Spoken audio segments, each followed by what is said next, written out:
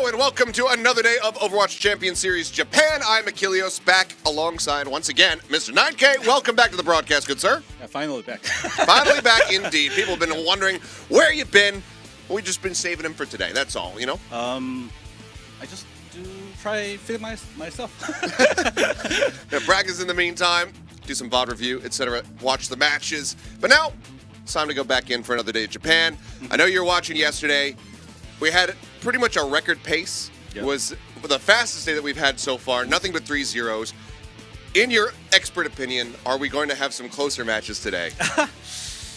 I think first match seems like really close because both teams has like a really good leader as before, and I think that is like a interesting point we can see today.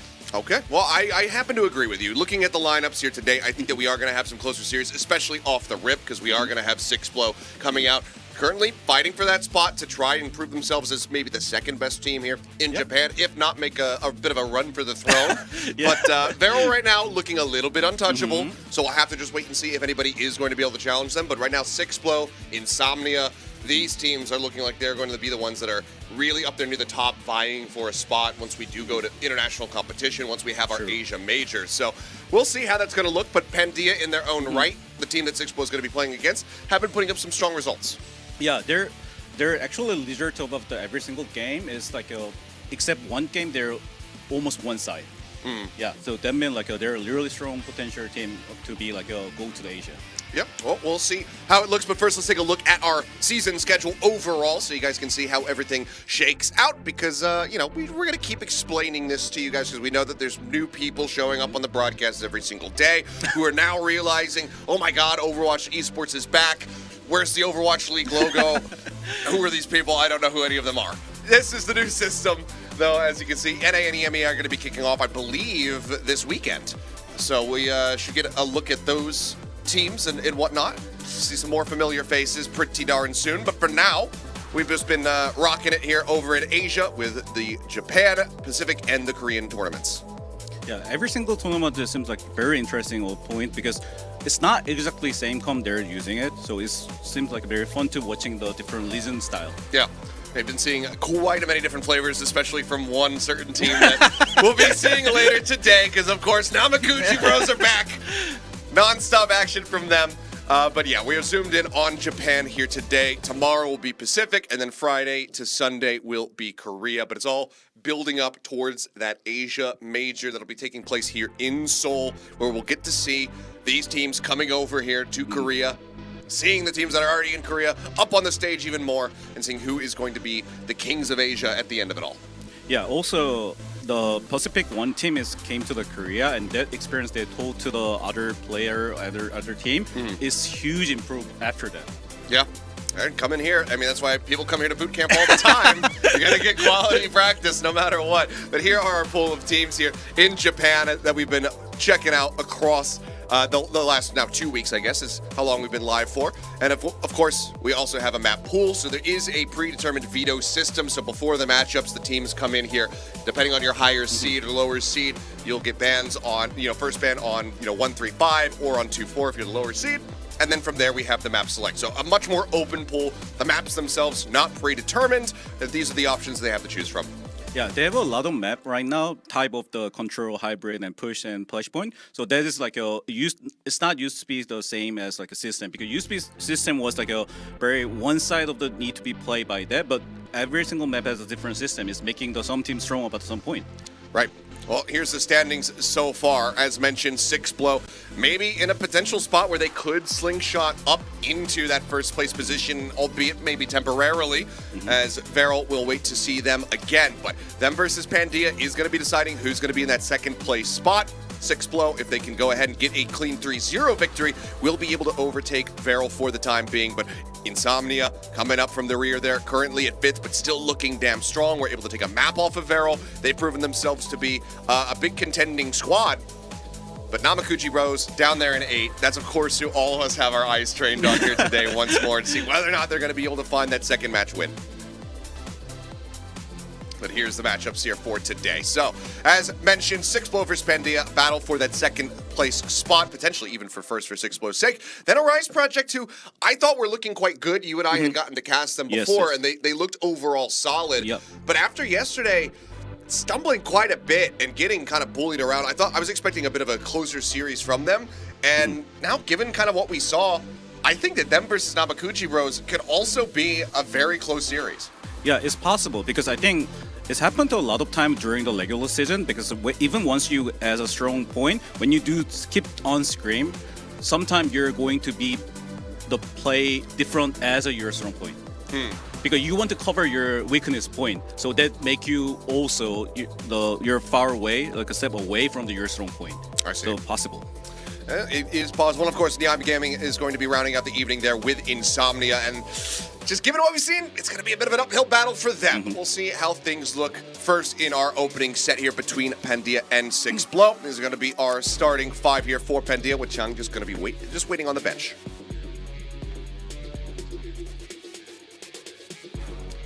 Curious to see how these guys are going to be looking, because it has been overall, I think, strong performances from Pandia. That's why they're in that second place spot.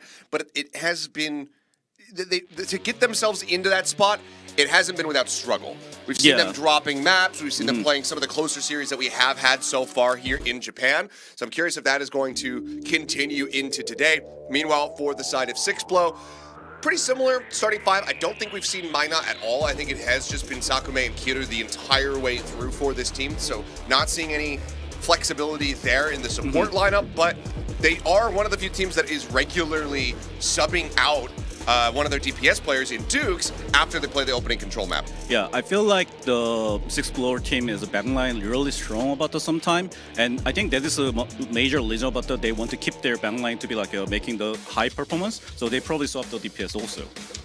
Well, so far it has been working out for them, and every time TQQ comes into the roster, he looks just as strong. I mean, he's also just coming out widely playing the Tracer for them, so it's a 1-to-1. Maybe he's just better at playing hybrid and push. I don't know what it is, but either way, it has been working for them. But now as we take a look at the map Vito, we see that we are going to be going to Lijiang Tower, which is kind of come back in and taking everybody by storm. Now we're seeing nothing but Lijiang Tower. We had a couple Nepals thrown in there, as well as Samoa, but it hasn't been that Samoa dominance. And King's Row as well, making a bit of a resurgence, as we will see that one as well for hybrid. Yeah, I think there's 2 maps is a well-made design map, so everyone to play them. The classics are good, man. Yeah, you know, always, what can I always. say? When they came out with the game and they had those maps in the pool, they absolutely nailed it. Not true. to say that any of the newer maps are bad, because obviously they're also great. Yeah, that's great. I was kind of hoping to see Antarctic in there. Antarctica for control. Oh. I was hoping to see that one. I liked casting that one the last season. Pretty fun to casting, Yeah, but maybe in the future, maybe stage 2, we can have that come through. But it is going to be Lijiang Tower to start things off. So curious to see if there's going to be any real changes here. Pressure has shown a decent amount of flexibility in his tank rolls, so we'll have to see what he's got ready for us today. It all begins here.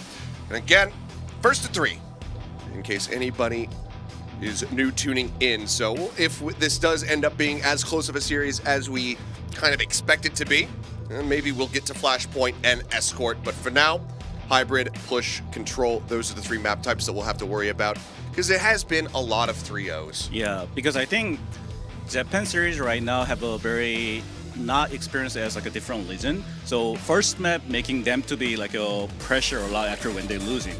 So that is one of the reasons probably get a lot of 3-0. So, but after a few months or after a few like a match, they probably come back from the liver sweep. So I want to see who is the first liver sweep team. Who's the first reverse sweeper? Maybe we'll get it today. We'll find out though as we get into map number 1. Lijiang Tower is going to be control center to begin. And some cheeky little hovers here, but don't think that we're going to be seeing really any of this from 6blow. Kiru on the Lucio, sure. Sakume on the Ana, I doubt.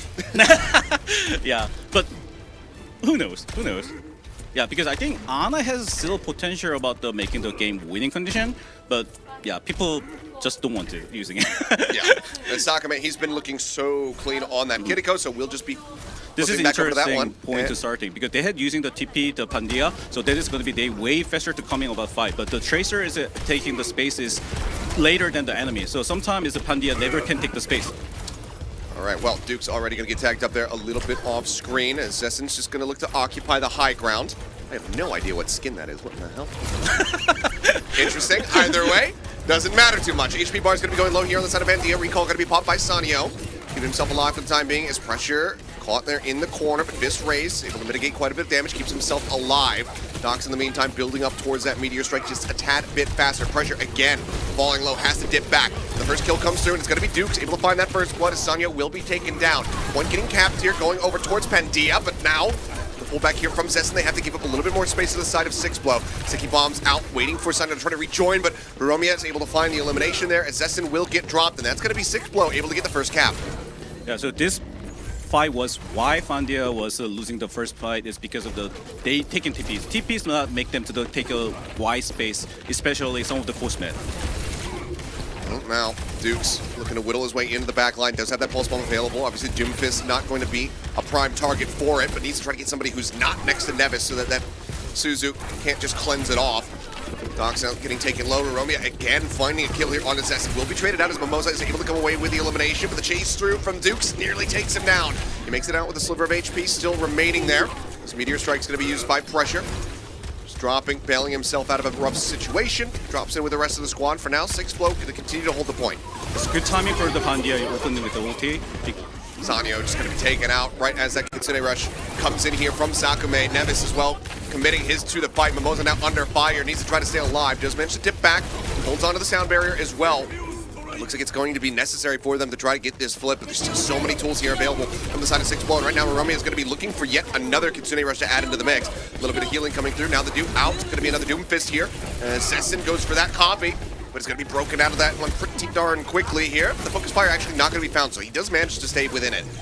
Kitsune Rush available, but the Duke expires, so remember not able to use it. It's going to be sound barriers out now from either side as Docs is down to a sliver of actual HP, and as the shielding expires, the Seismic Slam for pressure will be able to take him down. The flip was just about there for Pandia, but they couldn't quite get it done. This is a huge long fight.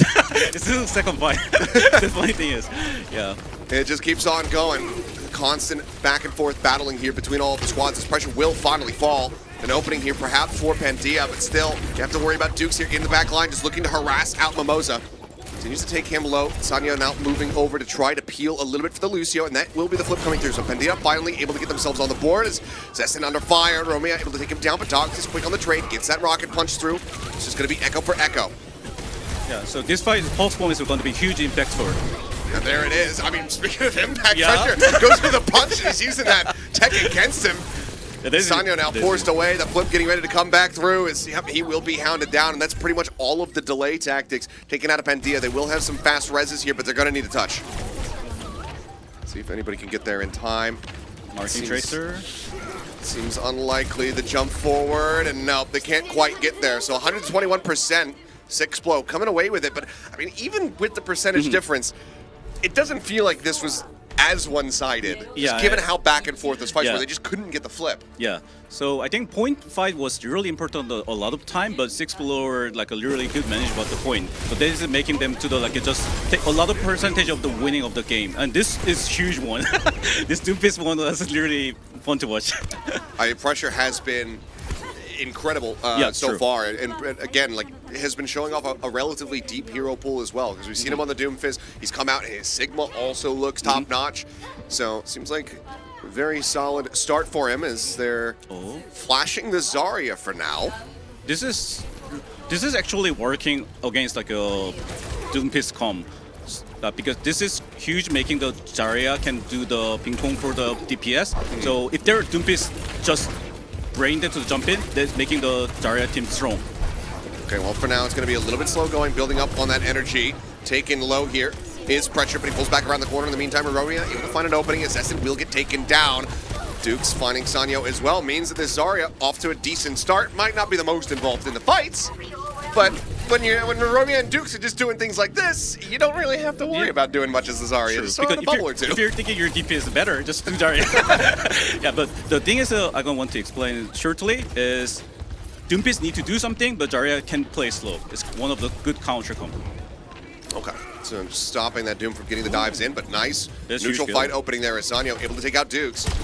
Needs to try to catch up towards that pulse bomb build here. Only at 57% at the moment. Dukes, as he comes back in, is about to have his. Punch there from Docs, unable to find the elimination, but the cleanup on the back end here is looking very clean for the side of Pandia. So a fast flip this time into their favor as they gain control of the point. This is going to be a nightmare for the Zarya because Zarya retake against Doomfist Echo Tracer is going to be almost impossible because you're not going to be making the enemy DPS down or Echo. You're going to be almost every single time you're going to be choked. So let's see about how they're going to be managed about that. It might necessitate a swap here if they're unable to find value. As for now, a back-cap attempt coming in there from Dukes. Pressure on screen, getting punched into the wall, still staying alive. That Graviton Surge, about 30% away from being online. Dupe now here for Romeo is going to go for another Tracer. So double Tracer now into the base of Sakame is going to be taken low. Sune Rush is here for Pandia. So widely, Sixplo just having to back away from the point. Some more time bought here for Pandia. Picking up now a 10% lead in their controls. Romeo, Pulse Bomb available. Oh, trying to go for a little bit of a 180. Can't quite get the stick though, so damage not really going to be found. But now with the Kitsune Rush leading the charge, they managed to force Pandia back around the corner, and that's going to be the flip right back into their favor. Romeo now finding the kill. Sanyo going to be taken out. Sound barrier, trigger, gets pulled there from Mimosa, shielding up the team, but the shields don't last very long. And now they know that that grab is likely going to be online, so they have to try to play around this. Yeah, still the thing is... Oh boy, there it is. Oh yeah, good grab. Catch out onto 2, and Sesson will be able to take this guy to keep himself alive. But Mimosa, I mean, already a good enough target, he gets taken out. Yeah, so I think Sixplorer making the good decision making about how to manage the fight because they're not just brain dead to push. Ooh, the really good stagger hunting here.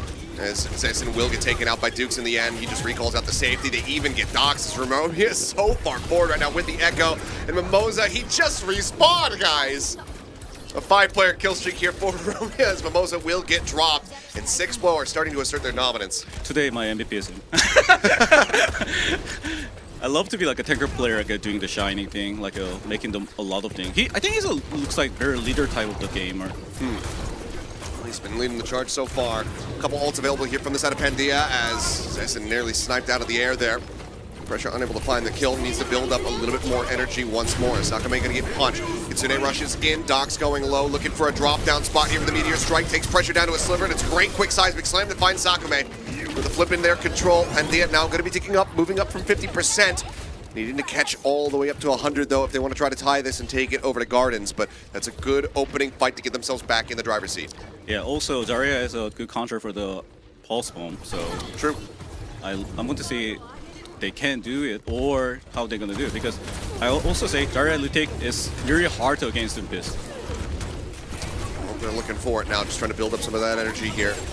Pulse Bomb does come in, but it hits the floor, so Sanyo not able to find the stick. Kitsune Rush here from Sakame, trying to escort them over onto the point, and now it's going to be that Tracer once again into the mix here as Dukes is able to put his pulse with a good use, actually finding the enemy Tracer. Recall out, Dukes once again going back up to full HP, the flip is back in control here for the side of Sixplo. 5% remaining. Docs needs to try to be able to play forward, but the stick comes in. Somehow, kill not going to be found. He puts the fists up, he's able to mitigate quite a bit of damage. Pressure now up to 100 energy, takes out Sesson. The push forward here into the point. Mimosa just beamed down as he just gets tracked to death. Graviton Surge catching 2, looking for the kills, and they will be found. Overtime now can bleed away as it's an extended team kill coming in, and that is going to be hard fought, but Sixplo still come away 2-0 the win on Lijiang Tower.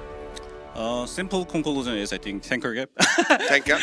Yeah, I'm not saying about the Dogs play really bad, but I think opening up the fight and the manager about how they're gonna be fight the angle every single time. I think pressure doing the little high good pressure. Yeah, I mean, he's just constantly laying it on. And again, I don't think he had shown us the Zarya yet. Yeah. It may be for a brief little period, but he comes out here, he manages to make it work even in those retake scenarios, which you were talking about, incredibly difficult versus the Doomfist. But, I mean, again, just this DPS lineup of, Dukes just constantly going in, finding these picks coming in. Romeo also looking excellent. It just makes it easy when you can just send out a bubble. Or you're talking about it's great counterplay for the enemy Tracer as well. If Sanyo does get that stick, bubble can come in. You also have that Suzu for a backup to just be able to mitigate those. But they just didn't really have to worry about it because the enemy Tracer, they were just constantly getting picked off. Where's my bubble? They're gonna call that. I can't fight with him. Like they don't like call that. And I just still want to do the say about their first time retake was like incredible good when they play Sixplorer Zarya comp, because each other just like using a lot of ultimate there, but Six Blower not gonna push. They're just waiting for their tempo to when they can get the point side, and after they get it, they know how to make it a snowball about the situation. Yeah, it seems like identifying when they have their openings, when their key ultimates are coming Sure. through, things that they need to get out of Pandia as Yeah. well. Seems like it's very on point here for the side of Six Blow. So a 2-0 win there on Lijiang Tower, but not without signs of life from Pandia. Getting diffed a little bit in a couple of these situations that if that hadn't happened, if that one pick doesn't come through, if they don't have, these huge staggers on the back ends of these fights, maybe they'd be able to actually take these rounds and take this into a third round of Lijiang Tower. So I'm hopeful for them as we get ready to move forward in towards Kings Row. Because again, Pandia also has just been this team that does, I think, more often than not drop Koth compared to some of the other teams. And then we kind of see them rally back because they have played, I think, one of the only 5 mappers that we had. This is a team that maybe just isn't the most comfortable on Koth, and then as we get into hybrid, with Kings Row getting ready to come up, maybe we will see a bit more comfort and a bit more impact. Yeah, that is true, because one of the Lijiang Tower is a lot of tanker player want to play that map, because tanker can do touch the enemy backline and DPS easily than compared to other map. So that was the reason, like, if I'm the tanker player, I normally choose the Lijiang Tower compared with the other coast map. Well, as a reminder, it is going to be Kings Row coming through here, picked by Pandia. It's going to be defense first here from Six Blow. So looking for a strong attack from the outset here from the side of Pandia. So I'm curious to see what they're going to have for us. Because, we saw some really nice aggression just yesterday on this map. That instant rush through, straight out, ignoring the point, straight through the hotel, and just getting a pick with that Junker Queen rundown. I don't know if Dox is going to be running that the Junker Queen here. Probably going to be sticking with the Doomfist, but we will get into this game and get ready to see. You have any opinions right now as far as what's the best tank in your mind for Kings Row? Kings Row? Obviously Doomfist, but first point, my personal perspective, and if you can play off tanker, I will go Diva. Because payload map, I think some team bring up the Diva at the payload map. I think that is big reason about that. When the payload moving, Doomfist ping pong style is not good as like a Diva power. And Diva ultimate is going to be consistently going to be working on payload situation because it's going to be always changed. So they're working a lot. So maybe some tanker want to bring the off tanker. Oh, yeah, and also still Zarya matchup with the Doomfist matchup. This is going to be really interesting matchup at the first point because first point definitely Zarya is not really have a huge disadvantage, but second point Doomfist have every single punch angle is a war. So, right. So it's really hard. It's really hard to like go against like a Doomfist. But I think do they play this comp yesterday? No, yeah, right? Before. I think this is my first time to see it, right? If they're gonna stick with this, then yeah, I believe this would be the first time. I mean, we've had a couple teams that go for the Pharah from time to time, but that was usually, that was what, New Queen Street is what we were seeing it.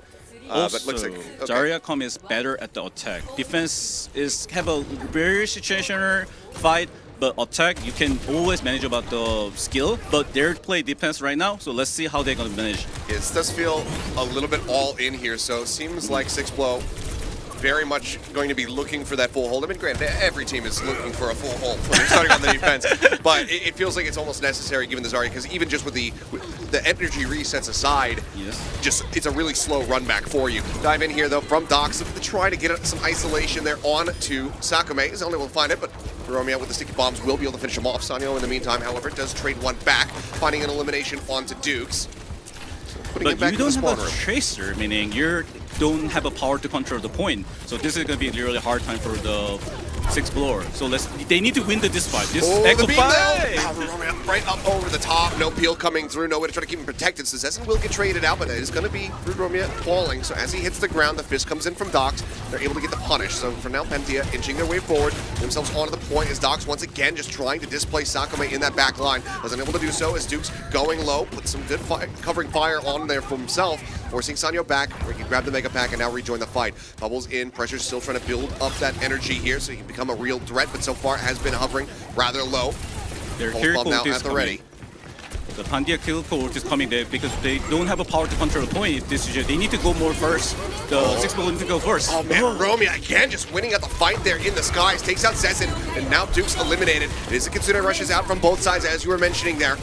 Looks like Sixplo might be able to hold the line just a little bit more. Yep, Mavis and Docs both going to get picked off. Mimosa trying to exit, won't be allowed to. His Pressure is able to find the kill there on the back end.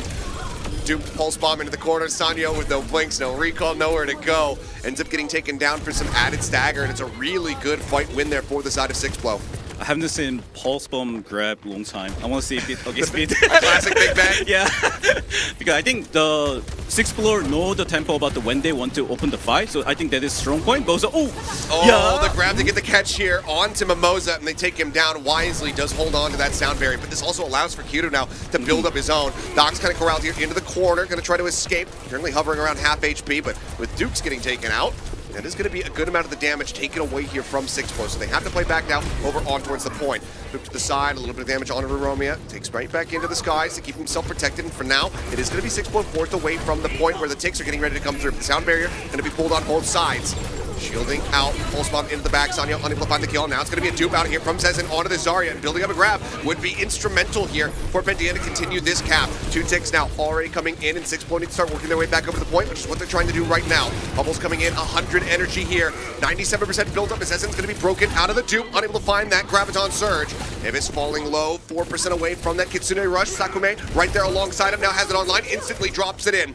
Davis waiting to see if he's going to match, and he does, but Doc's taken down right as the ult comes in from the Kiriko.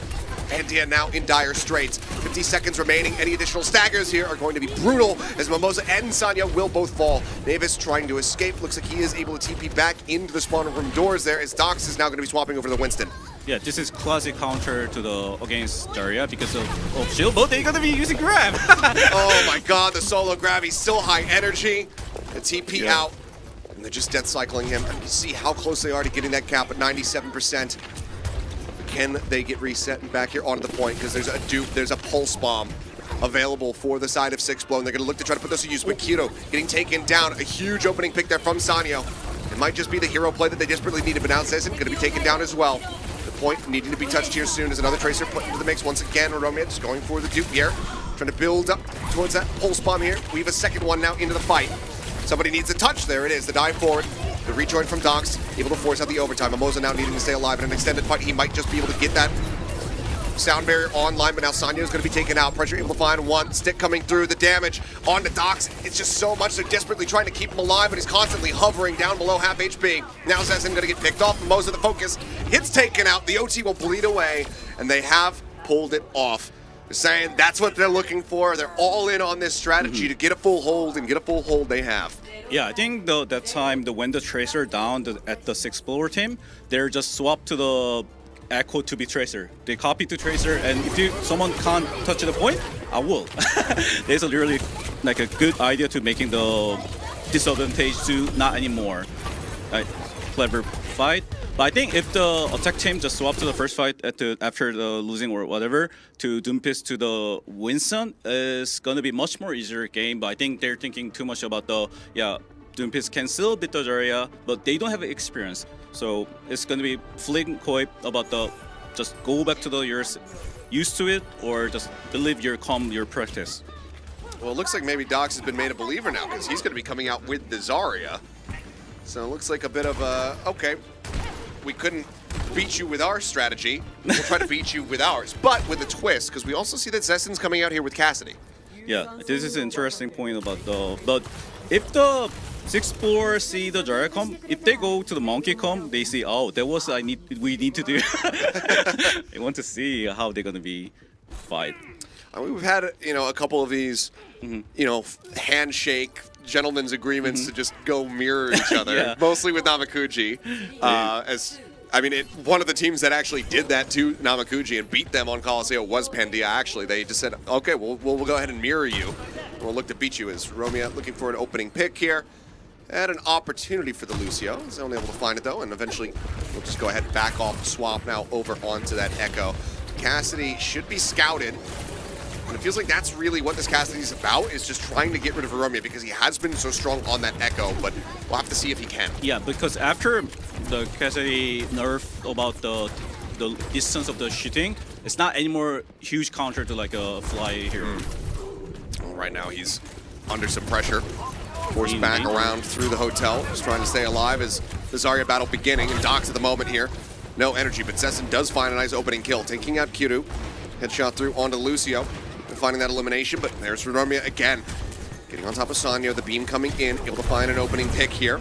As Doc's pushing in behind, trying to get on top of pressure. He's just backpedaling. Suzu in, ducks it around the corner. Answering damage is looking so huge. Pressure will be able to find the kill. Doc's now taken out. Zessen just cannot stay alive, and it seems like that should just about be it as the cap starts rolling in. A nice little back and forth there as Docs once more is going to be swapping over. He's just changing around different things in the spawn room doors. He knows that he can't make it back up to the point in time. We'll just end out the map with that Mauga. But good lord. Dominance here from the side of 6blow. And I mean, I was hopeful that this wasn't going to be a 3-0. But you seem like very happy. No. Okay. I think 6blow about the taking the high ground advantage was really clean. And after that, they're not rushing. Just they're trying to making the Zarya to push the enemy and coming back. So they only Zarya need to like a ping pong to the point, and that is one of the things they're doing very well against like a. Sorry, what team was it? Pandia. Yeah, Pandia. Yeah. So yeah, and that is one of the reasons a lot of team not using the Cassidy anymore because of the reason about that is when he dropping, he never can go back to the high ground. It's really impossible to do that. So this is gonna be hard to be like a play against the mobility comp and also high ground comp. Maybe an Ashe as a change in the iteration of that composition if they wanted to run something like that. That way you could at least coach gun yourself back up to high ground. Oh yeah, I think there's a much more better idea. Well, there you go. You get that one for free, Pandia. So we'll see next time they go to Kings Row if they're going to be running, that Zarya style at all. But if they do, maybe. Yeah. Put an Ashe into the mix. See how that one fares. But we're going to go to a quick little break, and when we come back, we will get into our push map to see whether or not this is, in fact, going to be some more 3 Overwatch, so don't go anywhere.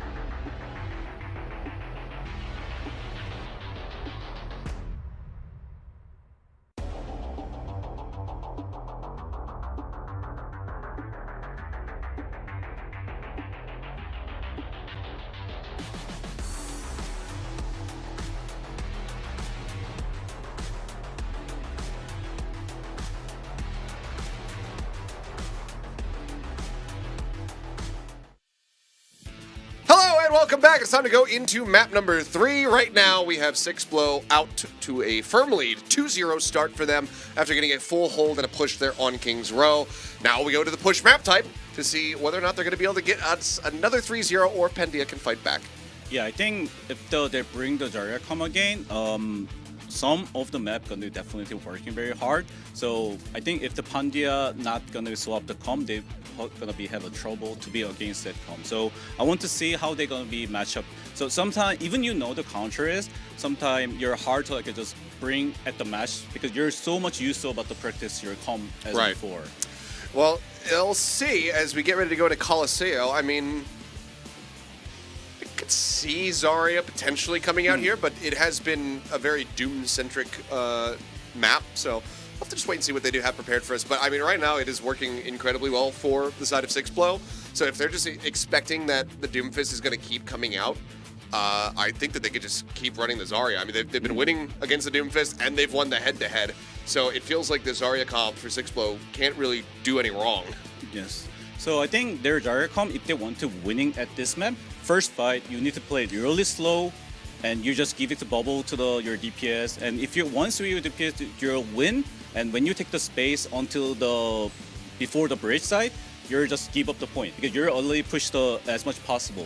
And there need to be retake to us. So that is making the Zarya comp gonna be strong against the enemy. Once you have an ultimate, you go again and you win the fight and make it a snowball. So if you think that for the side of Pandia, if they come out and they see that Zarya comp in play again, they should still just go straight for the Winston? They have to. Okay. Well, we'll see if that is going to be the case. We'll see what these guys piece together as we go into Colosseo, which could very well be the final map here of the opening series of the day. And Sixblow, again, I mean, if they can confirm a 3-0 win right here, they will slingshot above Veril for the moment and take the first place spot. Ooh. So this is big stakes for them. Drop a map here though, and I believe they would end up effectively being tied with Veril. So we'll see if they can get it done and claim that first place spot for themselves, or Pandia as well can start that reverse sweep as we've been looking for. The game is ready to go though, so let's go ahead and hop into the action and see whether or not this is the conclusion. As a coach and as a player, when you know that number is going to be impactful for your match, it's going to be like a change your match, like a ranking. It's going to be really pressure. Everyone pretend to be, I'm okay. I'm the same as before, but everyone. One time, someone told to the player, don't mind about the today match because it doesn't matter about your score, and the players say, why you keep bringing up? You're putting it into their brain. It starts affecting them adversely, yeah. Like a father. Well, right now, it doesn't seem like Sixblow are too bothered about it. So maybe they just haven't even been paying attention to the standings. They said, you know what, we've been doing really well. Let's just not look at where we're ranked currently, and then we'll check it later.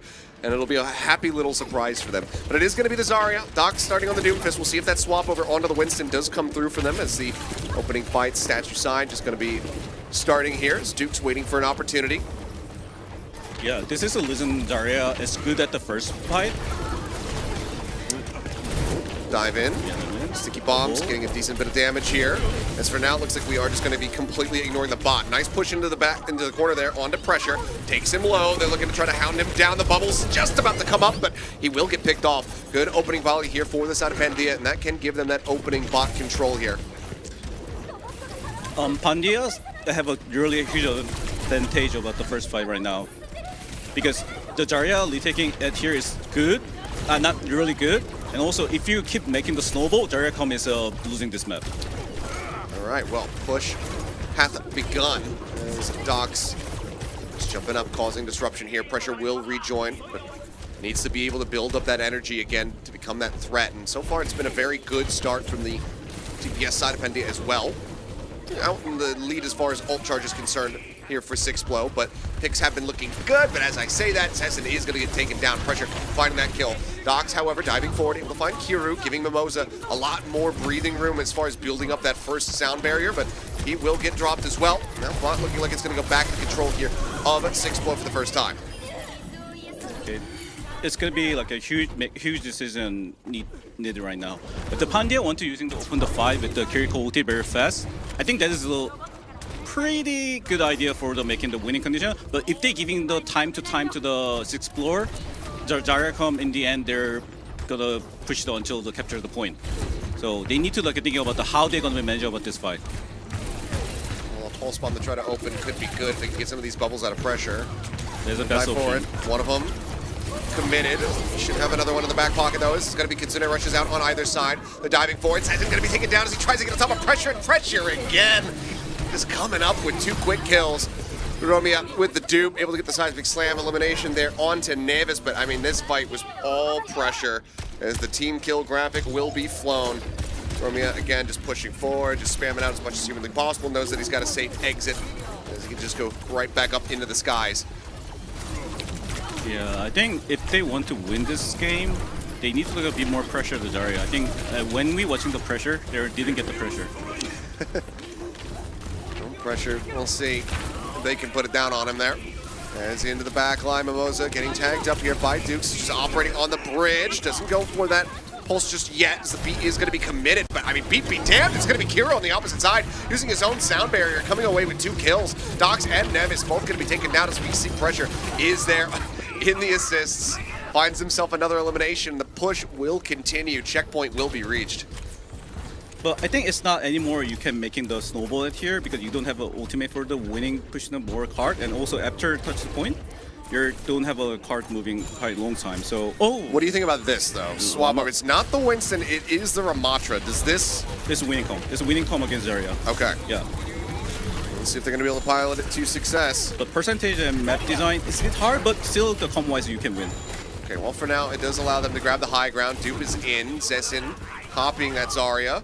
Not really finding any targets. Everybody just successfully disconnecting here from 6-Blow. Everyone just pulling back away.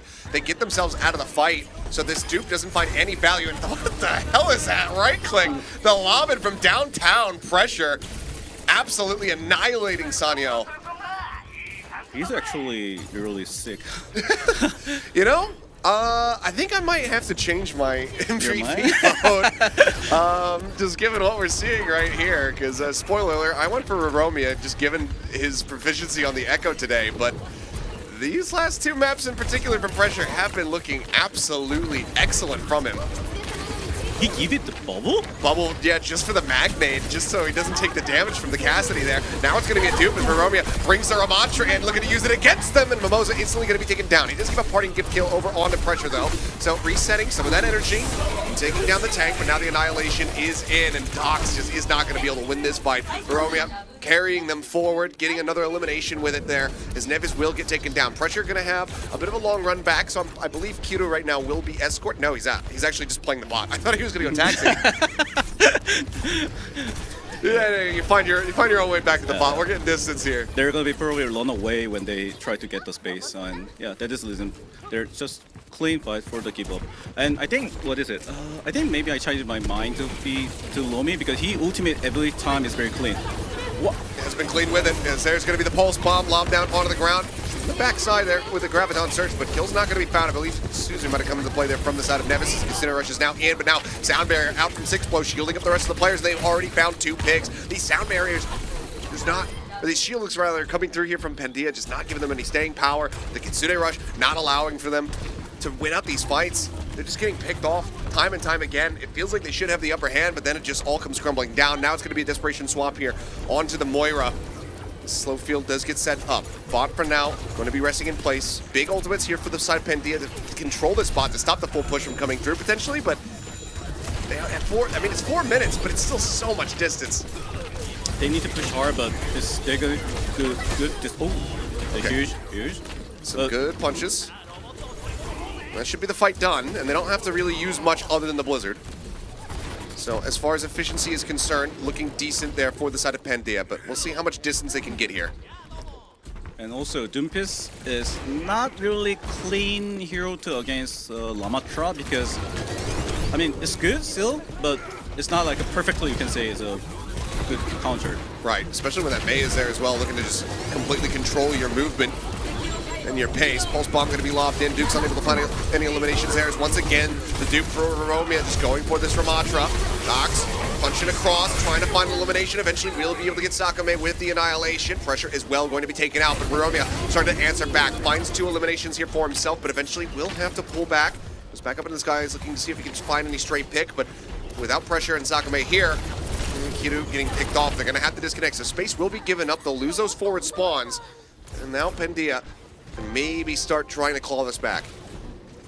I think it's possible to push until the point, the capture point, because each other don't have any ultimate, and this is when you don't have ultimate, Doomfist and Lamater both can have a carry power. Out on the corner, Seismic Slam, just getting some of that green HP. Slow field sent up again here from Dox, just looking to try and control pressure, keep tabs on him. Zestin in the meantime, desperately trying to find a target that he can click heads. Just a little bit of natural damage woven in there, but Mimosa gonna get caught. Pressure still down low, will end up falling as Sanyo and Dukes come up with 1 apiece. Dukes as well under a bit of fire, takes a recall back out to safety, but Dox in the meantime finding a kill. Romeo gonna be taken down. Pulse bomb from Dukes, not gonna be able to get that stick. He's looking for Sanyo, but Sanyo finds him. Kills coming in. Kiru will be able to get the enemy tracer, but it's still gonna be a man advantage here for Pandia, so the bot once again can resume pushing.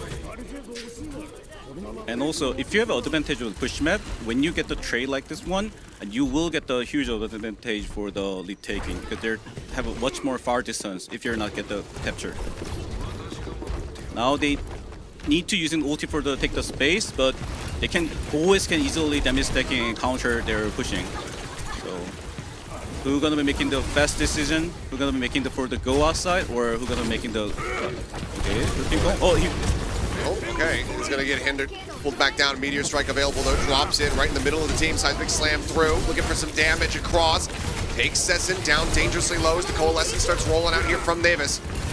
Still trying to just whittle away at these HP bars as Dox popping that annihilation. Is going to try to stay alive. Deadeye available here onto the high ground. Able to find the pick. Sakame going to be taken down as the sound barrier comes in from Kiru, shielding up the rest of the players. But once again, Romeo here with these dupes, just grabbing that Ramatra, building up the annihilation so quickly, is able to finish the fight. So a good push, a good run back there from Pandia, but it cost them so much time. Now there's just a minute remaining, and the bot once again getting pushed towards their side of the map. and they gonna keep the Moria. I'm not sure right now. But I think they don't have an option to go much more further because it's high ground advantage. Each other miss. Nearly falling, but does stay alive, and big punch out pressure actually dodging that pulse bomb that was coming his way. Sound barrier going to be used aggressively here for the side of Pandia as Mimosa drops the beat. Sanyo able to play off the back of that one. However, Ekfidin's going to come up with 2 kills. Sakame and Uromia both taken down. Duke's now eliminated. Kiru will fall. And 3 kills for Sanyo in the fight. Bot once again in control of Pandia as the team kill graphic comes flying through. But time not on their side. They need to be able to win out every single fight from here on out. And ults are getting ready to become available here for 6blow. Yeah, 6blow ultimate, the pulse bomb and Doomfist ulti is not really critical. If you're high chances you can miss, so that means Pandia still have a chance to win this fight. Everything resting on this. Pressure pushed into the corner. Taken low. The heals come in. Pulse bomb not going to find the stick. It goes a little bit wide. Meteor Strike now online. Moira here. Navis does have that Coalescence available. The punches, however, are isolating targets on the side of Pandia. Punch to try to interrupt. Indra does come through. Pressure caught in a bad spot here, stuck in the corner. Assassin is able to collect the kill, but Dox is taken down at the same time. And nobody got the bot. It was stolen away. So the touch can't come in. They cannot force out the overtime. And it looks like 3 Overwatch will continue as 6blow are going to be able to take the opening series. Yeah, I think 6blow, the management of, and also the understand of the map and ulti condition when they is strong and when they can make it winning is really high quality level. I mean, I'm not sure their mechanic is like individually really good, but understand of the knowledge and understand of the team fight and understand about the ultimate management is, I can give like a 10 to 10 right now. It was looking so clean from him. I mean, I kind of understand why Zace just wanted to, swap over, or Navis, I should say. He wanted to swap over and just play that Moira because every single time he was using those Kitsune rushes, it starts looking like they're in a good spot. And like, okay, we have this backing us. We have so much more damage and healing throughput now. We're gonna win this fight, and then they just didn't. And it would be immediately like, okay, we use Kitsune rush, 2 of our players die. So he just said, screw it. This hasn't been working out. I'm going to go for the Moira, which we have seen getting, a good amount of value when it has been in play. It also works decently well with the more brawl style of that Ramatra. So I get why you wanted to swap over to that one. But yeah, it just seems like time and time again, Sixplo just knowing how to perfectly pivot around these fights and get themselves into a winning position. And also, I think Zarya, Kiriko is very limited about the healing each other. Like it's not easy as like a Doomfist, because Doomfist is like one of the best tanker, not require the healing for the fight, but Zarya require a lot of healing. Right. So if you want to go technically win that game, you need to like pressure the DPS. Even they have a bubble. If you're too much care about that one, you will in the end Zarya gonna make the winning the game. Well, when they did have some swaps, did have some slow ups there at the end, but in the end, Sixplo able to come away with that 3-0. Let's see who our player of the match is, though, because I think this could end up going either way. So this is going to be a surprise, I think, for both of us, because we were not in agreement, at least initially. So we'll see who the player of the match is, because I think it Pressure, Roromia, both of them, very good arguments. I mean, pretty much everybody on the team as well, putting up some really... I agree. Some really good performances. So we'll see who it is in the end. As our POTM is Pressure. Okay, so Pressure able to take it away here in the end. And he deserved it because he played 3 different tanker today, and every single tanker he performance-wise he played pretty good. It's maybe 2. No, yeah, 2. Sorry. So and every technical play and the knowledge of the pressure, the point, and tempo, I think he definitely the one person making the decision. And if he making the knowledge of the game fight like at this much level, I think he's a really high potential player to be the best player in Japan. I'm not going to compare with the other legions because I've never seen, but he's one of the best tanker. I mean, right now he's making a strong argument for that, and also looking like he might have a flight booked over to Seoul here pretty darn soon for that major, because if Sixplo and Pressure, if they're going to keep playing like this, I think that we are very well going to be seeing them in international competition, because it was just damn clean. And I got to say, to focus back in on Korea for a second, Smurf might need to be a little bit worried about his starting spot, because if Zarya's going to be back into the meta, I think Hanbin, he might be able to get a little bit more play time. If you can make Zarya look that good. It is true. Because I think definitely if you have a good Zarya, you have a good chance against Gyricom. Yeah, why not? I mean, Doomfist come. Yeah. Why not? I mean, everybody's pretty much sticking with the Doomfist, so hey, maybe that's the magic. Maybe Hanbin, it's coming back, baby. Yeah, they can put down the Smurf, but you can't put the Hanbin at the same time. Well, we can talk about Korea another time, because for now, we have to focus up. We're going to go to a break, and then when we come back, it's Namekuji time. Namekuji going to be going up against Arise Project. This one, I think, could be an absolute banger, so we'll see what happens when we come back to the break, so don't go anywhere, because obviously you don't want to miss it. It's nozzle time, baby!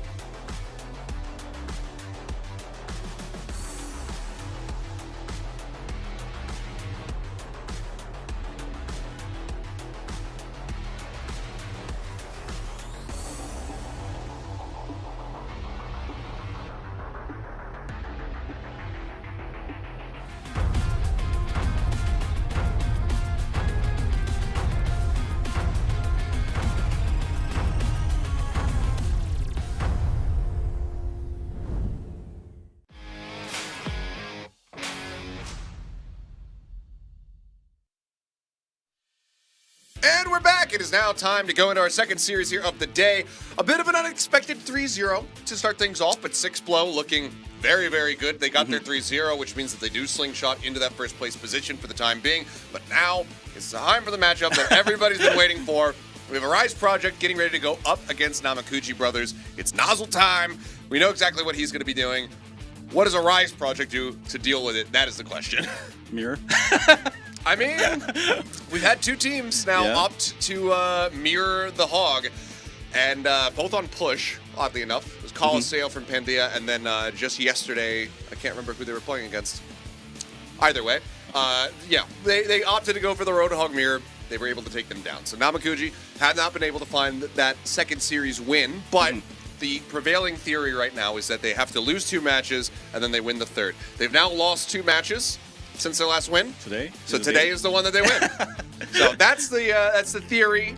That's the math that's being done behind the scenes to figure it out. But we'll see as to whether or not that is going to come true. But a Rise Project, this was a team that, I thought was going to be a lot stronger. I thought we were going to see a more competitive series from them yesterday.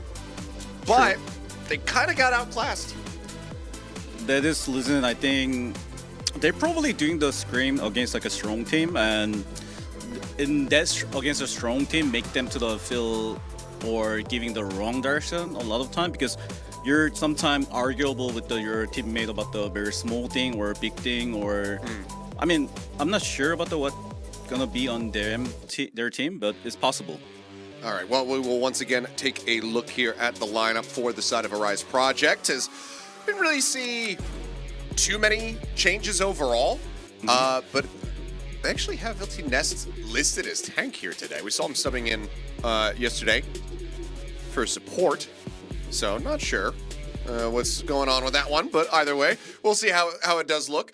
But yeah, I mean, this, it was a strong start for a Rise Project. We saw them able to get a 3-0 over Hayabusa, so that's why I thought, like, okay, this team looks like they're going to be, a pretty solid squad, so maybe they can try to challenge against Insomnia, but I mean, Insomnia just kind of blew them out of the water. XDN, Hottie just really struggling to find value in that game. So we'll see if today, if they can bounce back a little bit from that one. But on the opposite side, oh baby, it's the Namekuji brothers. CC2 and Bambi, Nozzle, Jisoo. We didn't see Basa play the entire series yesterday, which was a little bit surprising considering that in their win, we saw Manhattan stepping in. And he was looking quite good. Added a little bit more depth to the hero pool for the squad. But we'll see. It's going to be Basa at least starting this time around. We'll see if Manhattan does end up making an appearance or if it's just going to be these 5 the whole way through. Yeah, also, why they struggle with the mirror is even your practice that come a lot of time, you rarely meet the same comp. Right. Just because you know how to use it doesn't necessarily mean that you know how to defeat it. Yeah.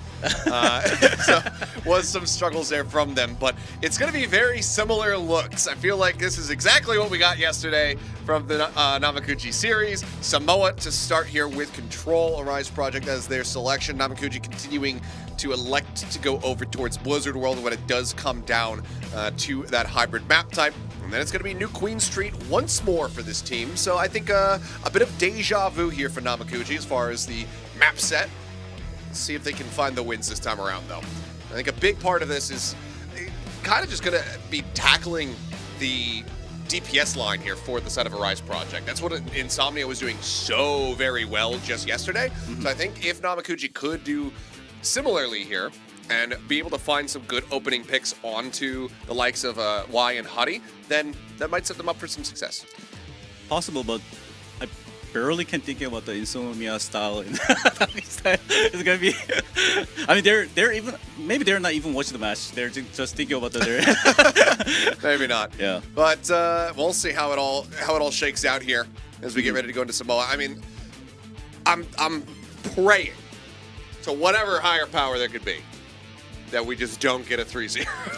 At some point today, somebody else take a map, tie things up, make it a 1-1. I don't care if it's a 3-1 scoreline. I don't care if it's a 3-2.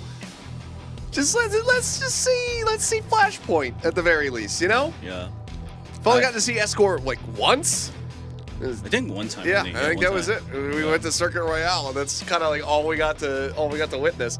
So it's been few and far in between. So maybe this can be the series that does deliver it. Maybe Arise versus Namekuji will just be the unstoppable force meeting the immovable object. They'll go back and forth, and we'll get to see a full set. But Samoa will be where we kick things off to see who's going to be getting out to that early lead. So we'll get ready to hop into game and see how it's going to look. I'm being told that the game is, in fact, ready to go. So let's go ahead and dive into the action here. Namekuji Brothers versus Arise Project. Let's go ahead and get it started.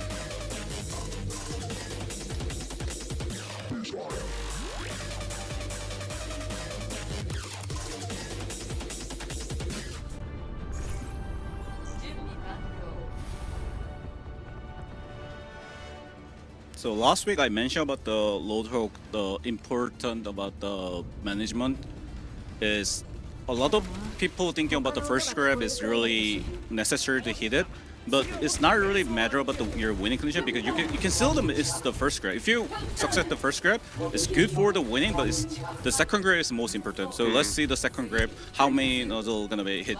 Well, it looks like Arise Project are very ready for this, as they're going to be going for that Orisa. So not giving a tank that can be easily isolated here and controlled by Nozzle, a CC2, unsurprisingly. Just going to be coming out here with that Hanzo. Good eyes on him as he's taking a little bit of a flank position. Sonic Arrow just getting a little minor reveal here. His first hook has gone out. Looks like it maybe went a little bit wide or forced the Fortify there from Dan1. Either way, eyes back over on Nozzle. Pushed it into the corner there as the Javelin comes through. They're just bouncing him around. Goes down to the center point. Comes back up. Instantly does find Hadi, but is now going to be pushed down onto the low ground. It's just getting isolated and sent into the lava. He gets taken out. Boss in the meantime beamed there. And that's going to be the cleanup coming through here as XDN off to a solid start. Jisoo isolated will end up falling. You're bringing up total counter. Yeah, this is like a regular season fun point because you know the enemy team com and you can just bring up the totally counter com and manage about the com. But I just really want to see how the Namekuji brothers going to be counter this one. I think Hanjo is still good idea to using this comfort against that. But just need to be thinking about a bit more which angle they want to take it to space. Well, they take to the skies there with the pedal. Good timing, good timing. A little bit high ground, inside track coming through. There's the pull in, and Nozzle able to find Hadi. Just weaving that hook right around Dan1's hitbox. Comes away with that opening elimination. Takes a breather, flips not yet there here for the side of Namekuji, but now will gain control. So 46% for Arise Project. It's Namekuji in the driver's seat here for the time being. Pushing forward, looking for a little bit more. Hook, however, going to go wide. That whole hog is getting built up. Considering rush now going to be used here. Wide, pulling the trigger on that. There's another Javelin going across. Nozzle just playing a ring around the rosy here at the moment. Getting another pull in. Now going to get pushed back. So the Javelin does spin. Bambi with the dupe going here for Hadi. Getting another Sojourn into the mix is XCN now. How practiced is your hog? Let's see. First hook did go wide. Just trying to build up for that whole hog, which Nozzle has since popped. Then on the opposite side, ult at the ready, waiting for an opportunity, but XCN now going to be broken out. Xenophy going to be taken down, so don't think we're going to see that Orisa ult come into play quite just yet, as Nozzle will put him in the grave. I think today's the day. Because right now it's looking like every third series. Yeah. I mean, there's still plenty more to be played. Arisa project, the com is really counter about the whole com, but the thing is they don't have a player to touch the point long time as much possible as a tracer. So that is reason like Orisa is kind of limited about the against Hulk. Okay, well, Dragon Strike segmenting the squad here a bit as Nozzle getting knocked around a bit. Just waiting to try to find the hook, gets the timing, and absolutely annihilates. Why? This man walking a tightrope. His team, however, following around him as Jisoo does get taken out. Holding on to that Transcendence, not committing in here for the fight. Life Grip will pull Nozzle back over towards relative safety. For now, Arise Project can get the reflip back into their favor. Hadi needs some heals. I was kind of surprised about their fight at there, like a Kiriko and everyone, and Another pull in, but not the ideal target. good Lizard straight, good Lizard straight. The thing that you need to avoid is pulling the Orisa into your team where she's just going to then pop the ultimate and blow everybody up. So you got to be cautious about that. You ready for one? Oh, nice Okay. tree, nice tree, nice tree. Yep, tree coming through. Beam not going to be able to find much there, so XCN for the goes for the quick cancel. And one still trying to play on the corner, but now the whole hog. Look at the try to whittle away at that enemy Orisa. Kill's not going to be found. They have to respect the Kitsune Rush. So Rise Project now gain the lead. Dupe out here from XCN as well, going for that Life Weaver, trying to build up, get their own tree into the mix here. There's Bambi, just going to be copying, goes for the Orisa. Dan1 here into the corner, javelins, hooks, everything flying his way, but it's going to be Jisoo who ends up getting taken down. Dragon Strike is in. Dan able to go ahead and consume that one. This is sound barrier now going to be dropped in from Xerapi. Nozzle's able to find one, does take out the enemy tank, but they need so much more than that if they want to be able to get this flip. Overtime going to be forced out now. Bambi gets knocked out of the dupe. Why? Low on HP. Thought he still just sat back here, taking pot shots with those rails. Not able to find any eliminations. As Dan1 now swapping over onto the Doomfist. Wants to be able to rejoin the team a little bit faster. The flip getting ready to come through. Steps forward, gives the contest, but as he steps back, that's going to be Namekuji brothers gaining control. Yeah, and he bring the Doomfist. That is meaning the Namekuji brothers a lot of opportunity can the pressure to go first. Well, they're trying to pressure it right now as they get this double wraparound flank here between CC2 and Nozzle. Xerafi continuing to be elusive here as, Sticky Bomb's coming down, but they have that Suzu, and Bambi gets annihilated. Hottie in this at the same time, though, does get taken out, so it's going to be DPS for DPS. CC2, however, now falling. Instead of Rise Project do have an advantage. Punch back, Nozzle getting knocked away from the point. They've cleared it out. Tree now going to be invested here from Basa Basa. As Nozzle desperately trying to build up towards that whole hog. Trap gets triggered. Dan1 just playing forward, though, and now Nozzle dead as the dupe comes in from XCN and gets taken out. That'll be the sweep, as it's a 99% here for Namekuji, but they cannot get the round win. This is my first time see the Echo copy Life Weaver. That's true. Not exactly a common one, for sure. Especially given the only opportunity that you really get to try to do that is when you're playing against Namekuji. Yeah, I think there's only team you can see this one is against the Namekuji. And I think this map is more opportunity you can do with the Hog come strongly.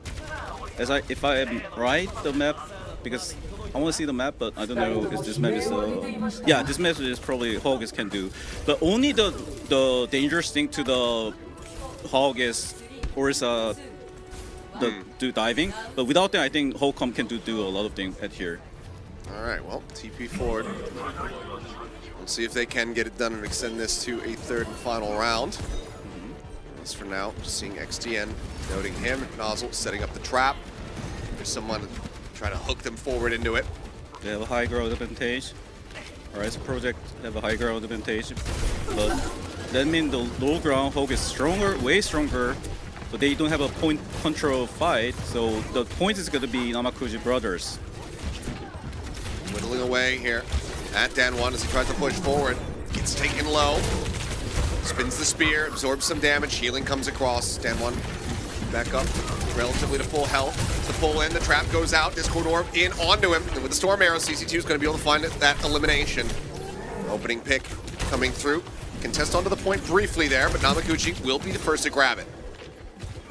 Yeah, this point is why Load Hog is better than Orisa compared with the last map is when you have a circle like a pillar, you Load Hog have a much more advantage to play against enemy. You can easy to get the enemy. You can do a lot of things the Hog grab compared than other situation.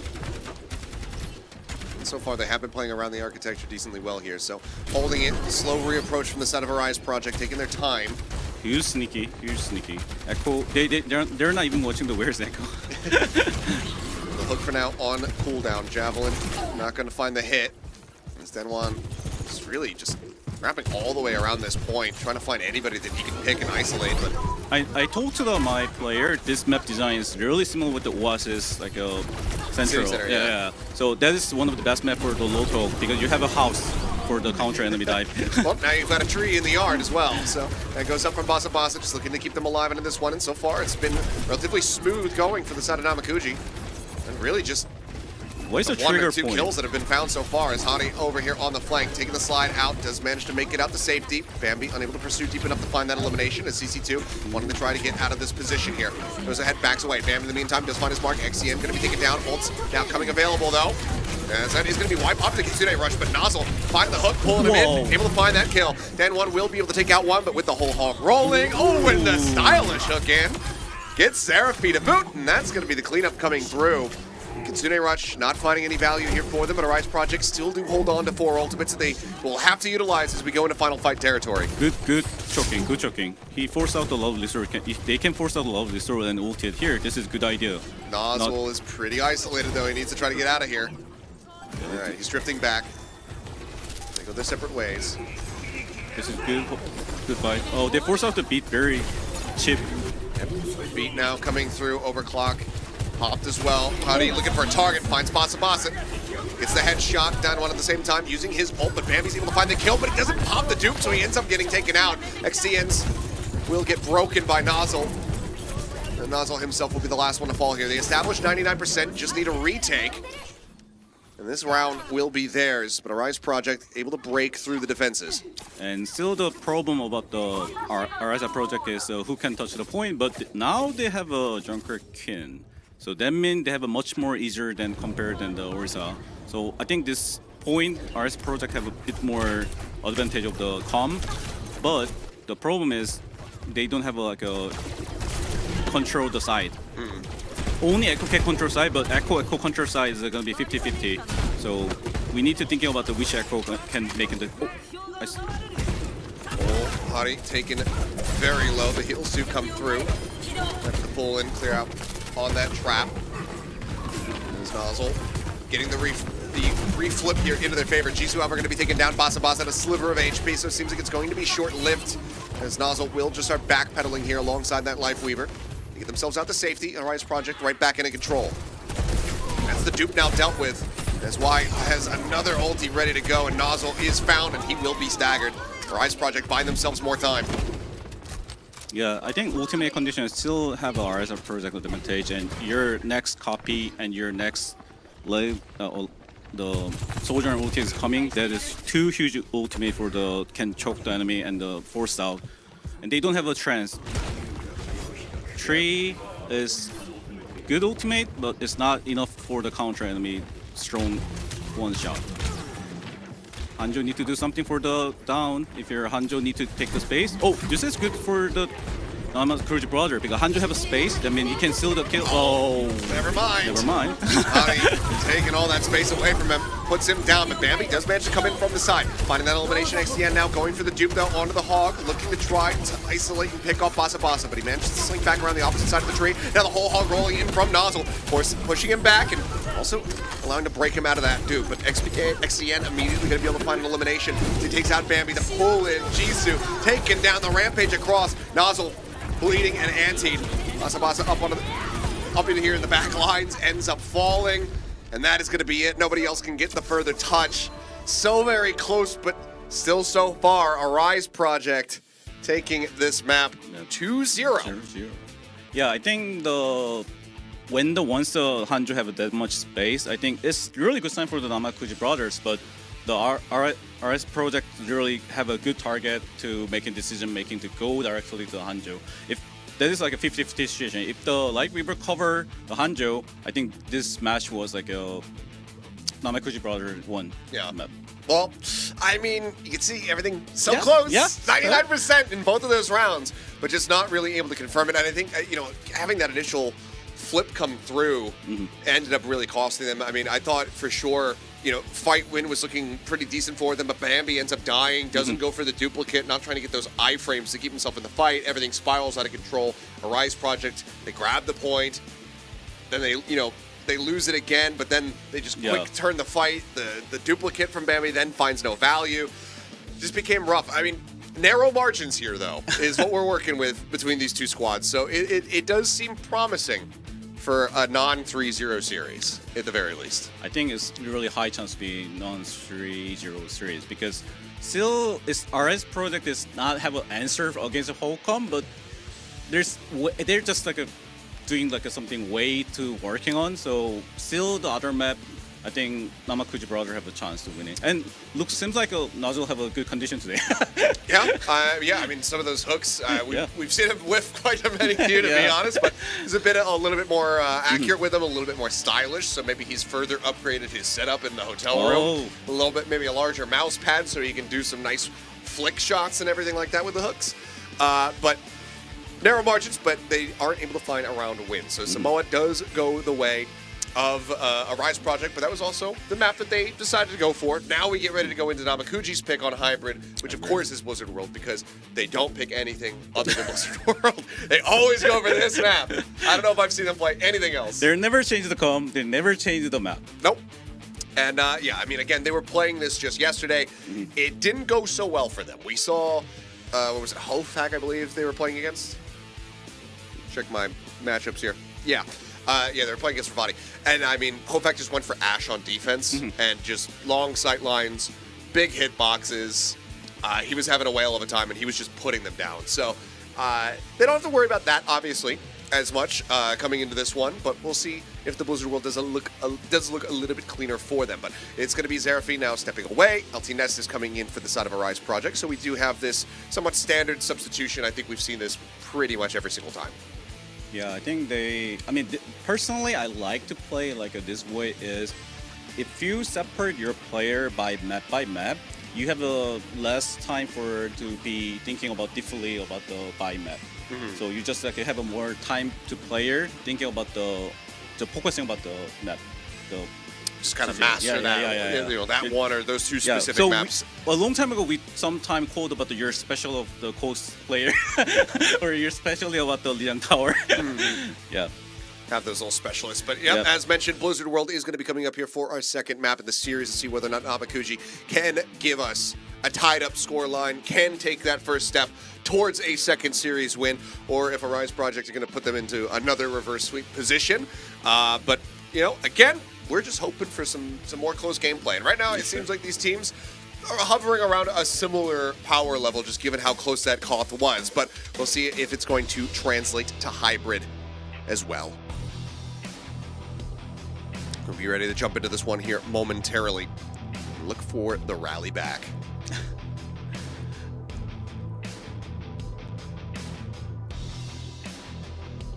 The game should be ready to go in just a moment, so we can get this underway. But I don't know. I mean, where do we expect a Rise to go for here? Because, they're trying out a couple different things to deal with this Hog. Do you think that on, maybe like defense, do they just try the Orisa again? Yeah, I think they seems like very ready for the counter loader come by Orisa.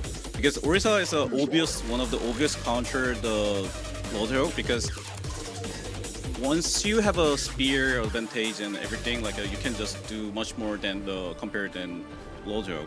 So each other have a long range, like a CC. That is one of the reason. And once you have a long range CC, the loader have require a lot of time for the touch the point. And wow, we're wrong. Oh my! That's not allowed. Yeah. This match needs to restart. Yeah. There's it's clearly a PC issue for Nozzle. Something's gone wrong. But Nozzle Junpis was pretty clean last time, and a lot of Junpis player come from the off tanker. That means I think he knows how to play D.Va. Well, we're about to find out. As up into the skies there goes Bambi, sees the Widowmaker. A little bit of a delayed reaction there on the drop off that high ground, but eventually they do note it. And I'm sure our Rise project's similarly confused as they see that there's a D.Va on the opposite side. And see them. Are they going to stick with this? XTN is playing quite far forward. Saw Hofak doing something similar as yesterday, but XTN now under fire. Nozzle able to find the opening kill. And also, if you don't have a Tracer, but without that, Sigma Com against D.Va is, I prefer the D.Va Com for the winning, because you have a long rotation and you can dive to the enemy DPS and you still can eat the enemy healing. Well, that is going to be the swap there. XTN going for the Tracer after not finding any value there on the Widowmaker. Nozzle in the meantime, though, As far as neutral fighting is concerned, about halfway towards that self-destruct. Bambi similarly surging ahead at 66 now. Over towards that dupe. Nest getting tagged up on the approach as they're on the hunt here for the Tracer. Seems like, yeah, perfectly knowing where XTN was going to recall to, they're able to find that elimination. Point is being capped, however, working towards that first tick. Push up onto the high ground, though, looking to try and disrupt Y, who's dangerously low there. Tick is given up for free. Nozzle going back up onto the high ground, just trying to find these supports, but they just tuck back along the stairs. Looks like it might fall to Bambi to try to find these eliminations. For now, though, 51% built for the side of Arise Project as XTN rejoining in with the rest of the team. Nest going to be taken down. Nozzle going to be broken out of that mech, but now CC2 falling. Bambi needing to maybe try to cover here as he does have that dupe available, but with Basa Basa also getting taken down, that is just going to be point A taken here for Arise Project. Yeah, so I can give a lot of credit for the RS project because once they rotate to this high ground, they have a huge advantage for making the space for the control of the point. So their only time for the Namekuji brothers can fight at the door side, or once they get the point side, they need to keep doing something. They can't just like a ping pong. All right, well, still sticking through. But still, Diva.com is possible to working on the second point. We do see Basa Basa swapping now back over onto that Life Weaver here. As Y sticking with that Baptiste does have an Amp Matrix available for Rise Project to try to utilize, and given that the Overclock is about to be up for Hottie as well, could be a nice pairing between those two ultimates. As Duke goes in, Bambi diving forward, sets up that accretion stun in onto Dan1. Just peeling back around the corner for the most part though, setting up that protected barrier, keeping himself safe. Bambi pursuing pretty deep here, does get a decent amount of damage woven in towards the back line there. Set will be the break as the Amp Matrix comes through. The mech gets taken out. Nozzle sending out with that self-destruct. Is able to find Hottie, who's kind of just losing track of where that ult was placed, I suppose.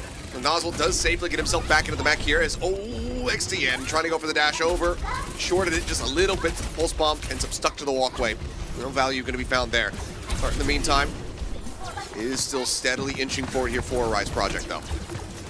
Yeah, now Sigma have a high ground advantage. This means they can like squeeze the enemy to the very best zone at the very best spot. So, but D.Va is not good here to against that situation. But yeah, good trade. The Hanjo need to do something like that. Ooh, Jisoo. Tagged there by the rail, does pop the Transcendence. Ness going to be using his on the opposite side, so dueling Zenyatta's out on either side. It's the Flux now going to be coming into play. Basa Basa going to get dropped, get taken out. Then one with an easy target is Nozzle once more going to be broken out of the mech. And doesn't really have any hope of getting back into it this time around. The Disruptor Shot is able to find the elimination. And Bambi does still hold on to that dupe, but just one after the other, every single player here on the side of Namekuji Brothers getting picked off time and time again. Bambi will be able to find one, but there's no real chance at a contest. He's going to try for it, though, but the dupe is just going to be broken immediately, you would think. It's a little bit of green HP there. And then eventually, yeah, will be taken out. So just unable to buy too much time. The rest of the team now disconnected as CC2 will be able to find one little kill here on the back end. But a Rise Project making decent time as they continue on this push. Nozzle, Doomfist. I want to see how he gonna be fight, but the problem I feel like problem is Nozzle doing tanker pretty well a lot of the time, but I think their coordinate like a DPS player or a healer is not really clean. So, but I still thinking they're doing very well a lot of point. Oh, okay, Ness is swapping as well. That is actually interesting. So now the Alari coming into play. Good to counter Echo. Amp Matrix as well as the Immortality Field going to be slapped down here. Jisoo picked off as XTN able to get into the back lines, find that enemy Zenyatta, slide forward, eventually does spot CC2. Rail shot takes him so very low, and Hottie will be able to come out on top. Two more arrows would have been able to find the elimination, but just couldn't quite line it up. So now the cart making very good time here as Basa Basa. Eventually a rough position. Accretion will get dodged though, so he can make it back over towards that spawn room door safely, but the cart is getting closer to the finish line. 2.5 minutes still remaining here from the side of Arise Project. This Dragon Strike's going to open things up for Namekuji. Trying to gain control. Eliminations still eluding them here for the time being. And also the healing tray is really good angle. He can heal a lot. And Doom is diving it here, but... Oh, the tree's now in, but Nozzle stunned up as XTN goes into the back. The 2-for-1 special of the Pulse Bomb, CC2 and Jisoo absolutely obliterated. XTN having a whale of a time right now here in this game. Picks up another kill. Honey able to snipe out Bambi. That's going to be a bit of an extended team kill as well. Nozzle trying to meteor strike back in here to get the contest, but it's just a bit too late. So it's 1 minute and 58 seconds for Arise Project as they make it to the end of Blizzard World. I'm right now very curious about listening about the Live Fever. I'm not blaming the Live Fever player, but I was thinking about Live Fever choosing because of the load hook, because load hook are very limit like a mobility and like a lot of disadvantage. But right now you have a Diva and the Live Fever same time. I think concept of the comp is slightly weird right now. Because once like a Nozzle diving to the enemy backline very hard, and he just isolated too much time. So yeah. Well, I don't know. It seems like, I mean, for Bossa, it's been shown time and time again that this is just going to be his maximum comfort. Yeah, but I think he's a individual the Live Weaver skill and like a flower and ultimate. It's really good. I can see though he's really good at the Live Weaver, but this is like a kind of pimp game, so just a little bit. Yeah, just a little bit. You need to be like a poke with the Nozzle. Yeah, I got you. I think I'm picking up what you're putting down, but it is just going to be much the same as we go here on the attack now. Now starting with the Illari this time around. Yeah, I think that is good XCN idea. as well. Just full investment here into this Widowmaker. I think they're thinking of the only counter Echo right now. There's so much counter to Echo. Yeah, I mean, so many. I mean, everybody pretty much, other than Dan1, can somewhat reliably put damage down onto that Echo. As there's the pedal looking for the high ground approach, trying to get up over top of that projected barrier from Dan1. We've seen this time and time again here from the side of Namekuji as Nozzle can be greeted with an accretion, takes a breather, starts pushing forward, and they do take Dan1 down a little bit low. Drops onto the low ground. Immortality Field has been burned as well. So they're going to look to try to reclaim this one here, but CC2 holding the opposite side. Forces Dan1 back once more. Now he's going to be isolated in the side room. Gets picked off. Nozzle with the opening kill. Wind down to about half HP. Swings onto the corner. Hook about to be back off CD. See if he's going to be able to find anyone, but now XCN going to be taken out. CC2 with the Storm Arrows finding the kill. Hunting up here onto the high ground. Does manage to find one there onto the Hanzo of Namekuji, but eventually is going to have to slide out and make his exit. Potential chance for a recontest here for Arise, but the point is getting ticked up, and Dan1, he's just too far away. I don't think they're going to be able to make this happen. They're looking for it, but no.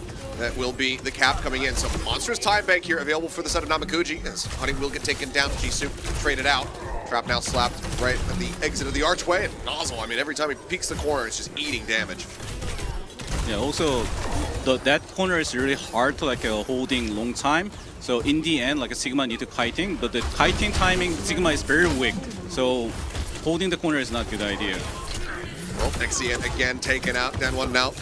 It's going to be flushed out of this one. They do get the tree out of Bossa, but the cleanup continuing to look quite strong here for Rise Project as Nozzle plopping his way up here onto the high ground, looking to show some dominance, much like we saw from Dan1 on their own attack. He going more? I think he can go more, but Palo is too far. Palo is too far, so he just have a confidence to holding it there, that corner. This is the best strong time for the load hook, because load hook like have a much more time. He can do like a 2-3 more grab, and that is making him more power. Oh god, well, close quarter combat there. Nozzle going to be able to come out on top as the whole hog is committed point blank there on the Dan1. Alright, trying to find a follow-up shot. Get the elimination there onto CC2, unable to make it happen. And Dragon, they have a on the Dragon. Dragon is one of the best ulti. Impossible they touch the point. This is good tempo. Sends it. Actually, it was up for the high ground approach there. I mean, again, CC2, it feels like his arrows right now are just magnetized to XCN's skull. It's regularly taking out this Widowmaker.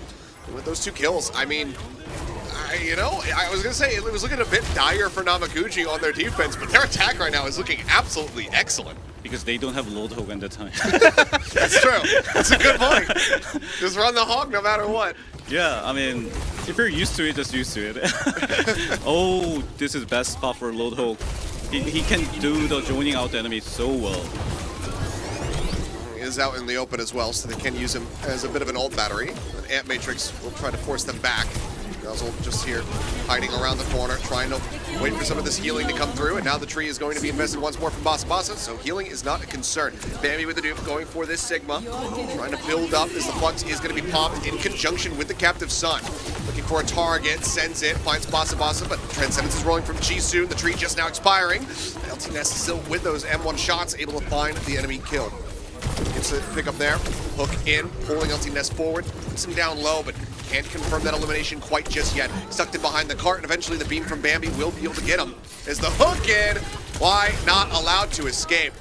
Nozzle with the setup, Bambi with the slam dunk. They find the kills. Hottie now in a bad spot, also going to get picked off as the cart continues to roll forward. Still 4 minutes in the time bank here for Namekuji as they round the final corner. I think this Orisa idea, no, Sigma idea is come from the maybe Coast map, but I think Orisa is a better counter against the Loadwell. Oh, nice grab. Pull in, LT Nest out into the open. Nice now kill. overclock in, Basa going to be taken out. Full hog will go through that barrier pretty quickly, but just can't get the healing through, so Nozzle ends up falling. Solid cleanup here from the side of Arise Project as they will find their footing and stop the cart in its tracks. And also in this point, he found. No back cap. Yeah. I literally love that play. There's like a low risk and high return, and yeah, load retake here is not easy as like because once you don't have a payload, I mean you don't have any more like a structure you can right. Yeah, LOS from the enemy damage skill, and that is the reason Lodok is gonna have a hard time. But Light Weaver making the space for them. He's trying his best to. There's Bambi sliding around the sides there, looking for a kill, but Honey will be able to come out on top. XDM in the meantime, going to be picked off as Nozzle. Does get the elimination there onto the Tracer, but they have to wait out the Amp Matrix. He diving? No, I mean, yeah, it's an aggressive movement coming through there for sure. Nozzle going low, Dragon Strike out from CC2 to try to clear the way. They just kind of, they just move in front of it. And now Dan1 actually playing forward away from the cart. Bambi able to find one though. Y gets taken out. Dan1 now in a bad spot. He gets sent off the side of the map. Nozzle finding the kill, but they still have to make their way over to the cart. Obviously the run backs here for Arise Project not very far. Transcendence actually to escort them forward from Jisoo. They wrapped around. Oh, he bring the Ana. The Ana is going to be coming in, but can anybody get the touch? Looks like the answer is going to be no. XCN dashing right over top of it, so that means that we go to extra innings. It was a decent time buy. Yeah, it's decent time buy. But Namekuji out with, what, a 16-second lead as we get ready to go into this? Yeah. Please don't ask me to do mathematics. Sorry. Number is hard. Yeah, caster math usually not the best thing to do, so I won't put you in that position. But yeah, I mean, it's 16. Yeah. Not a huge difference here. I mean, both teams having really just steamrolly attacks. Yeah, so I think whoever can have an actual defense should be able to win this. the fun to watch at the attack. This map is well made, designed for the defense a lot of time. So once you do like a clean attack, you have a very high confidence for the winning. So the first attack is gonna be Arise Project, and now they're not using anymore to the Diva for the defense Namekuji brothers. That means they probably have a good timing tempo, because once you bring the Batis and Jen together, Loadhawk holding the corner is really strong because you hard to do the discord to the Loadhawk. So that means Namekuji brothers can make them to the control of the fight. So the key of the fight right here is Echo and Tracer, who gonna be making much more space and diving for the tempo. All right, well, They're still gonna hit me. minute 58 at the start. The TP forward at the swap, but Hadi falling onto the low They need ground to there. save the 1 second, 2 second for the winning this map. And Loto holding the corner. Nozzle making his presence known now. And as he does swing out, that one just clearing out the traps here. Allowing that Big Ben to find any value. Waiting for that projected barrier to regenerate here. This is good story for the RS project, because once they have this corner, they're going to be rotation to that high ground. If they're not stop it, that means they have a winning condition for the RA project. They need to not take this spot. That is reason Nozzle is going to be really aggressive to take them down. But Bambi. now they have it. Bambi out in front there over the top. Hook not going to find the connection here. Saudi does take a decent bit of damage, but Arise Project now controlling this high ground. trading places with Namekuji, who have to go on the reapproach. Disruptor shot sent down. Jisoo being harassed in the back line as XTN's trying to find that pick, and for now it is going to be a tick given up as everybody on Namekuji has their sights trained on that Tracer. But with the Danwon not able to find him, second tick now coming in. Gain for free as the contest is just not found. Dive forward, Nozzle with the interrupt, trying to get the pick off here. The Immortality Field comes in from wide. They keep Dan1 alive for the time being. Nozzle again looking for a target, drops back in. Basa gonna be taken out. Trade, support for support, but Nozzle going so very low, ends up falling. The cap comes through. Bambi now committing the dupe into the fight. It's just far too late to try to find any value. Only was able to get one. So now with 17 seconds remaining, Rise Project going to have to stay on the cart the entire way. Every single person is coming back. So I think the best idea for the RI project is not looking for to win the fight. You're just using your ultimate earlier for the enemy take, and that is every single ulti you can take the space and time and distance. So need to pressure ulti way faster than the enemy expected. Getting as much distance right now. And he ready for the ultimate for the open the fight. Almost there, almost there. There's good rotation RI project. Feels like maybe a ticking time bomb here for Rise Project, but they're still getting an immense amount of space because Nozzle's going on this wide flank. As soon as he gets the whole hog, he could just end the round, but they're getting so close to B now, and now Bambi gets taken out. Nozzle going to be stunned up at the same time, taken low. Tree going to be committed here from Basa, trying to keep him alive. Stick goes in. XG, and he does it again.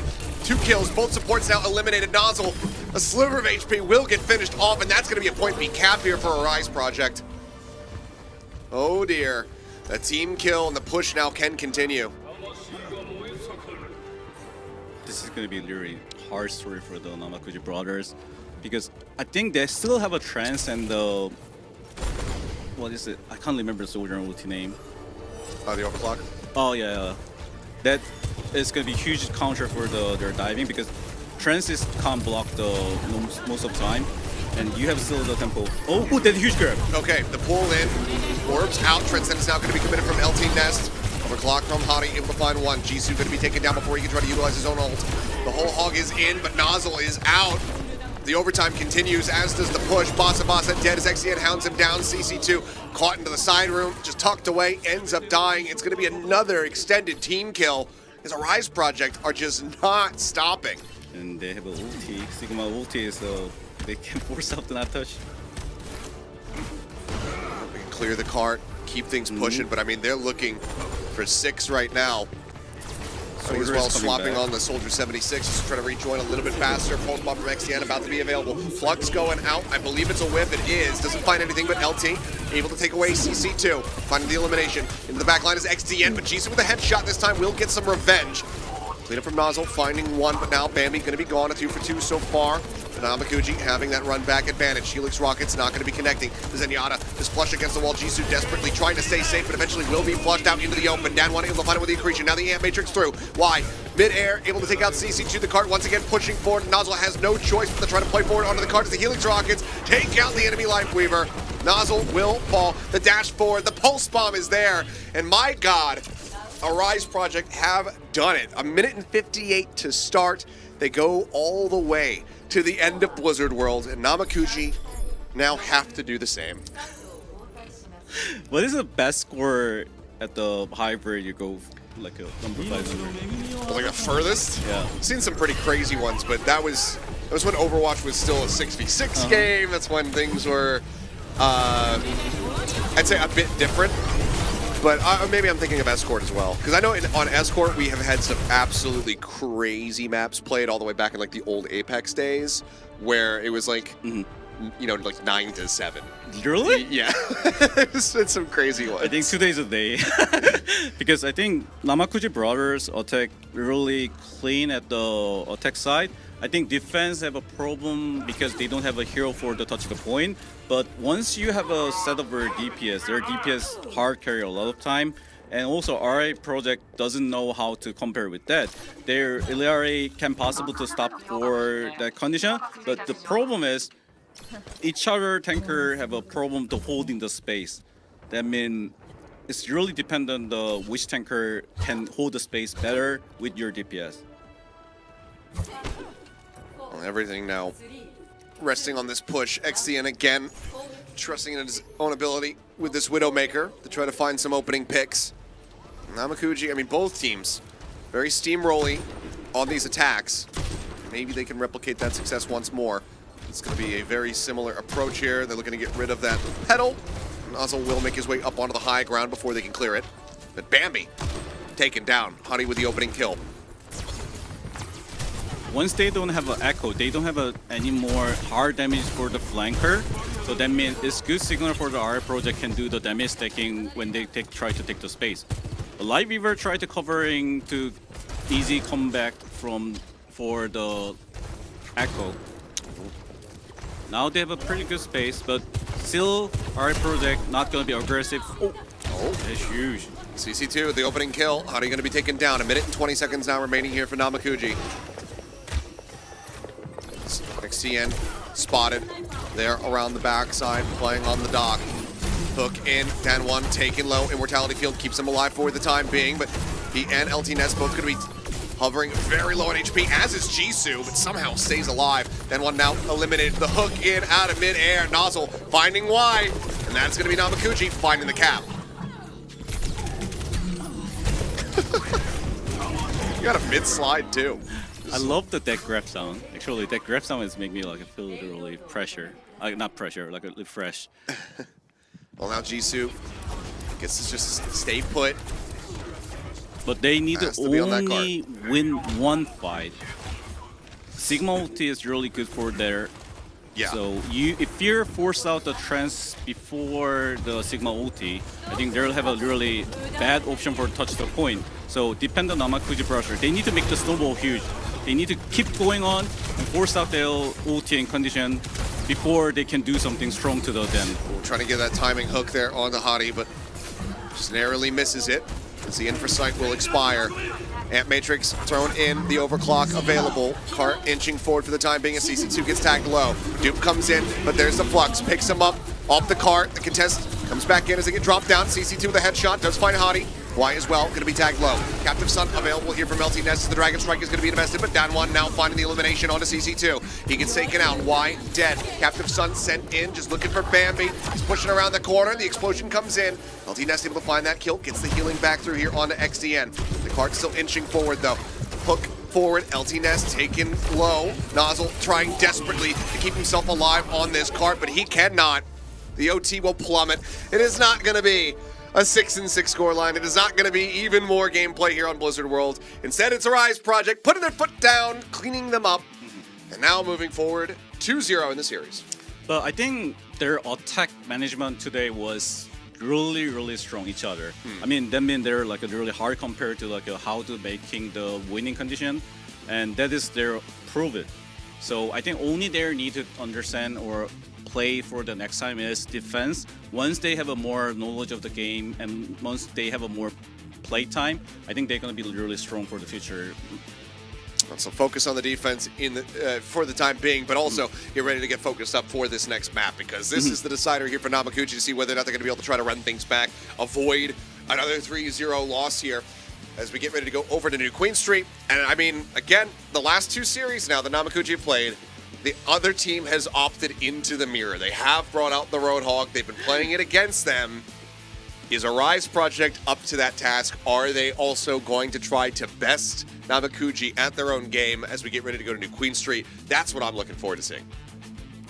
I think that is the best idea. They should just do it. Yeah. I think they should just do it. It's entertainment for us, and it's fun gameplay no matter what. But we're going to go to a break before we get into that map, so don't go anywhere.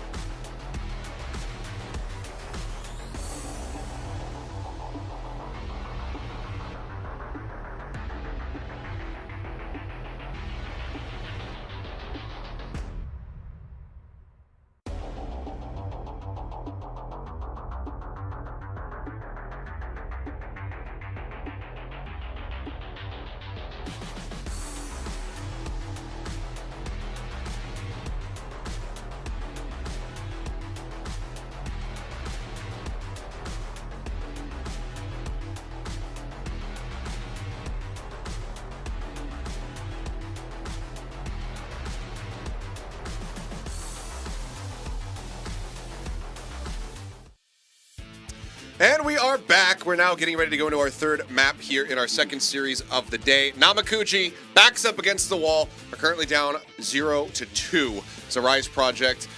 I mean, getting that full push in overtime all the way to the end of Blizzard World to rack up 6 points, stopping Namekuji from doing the same.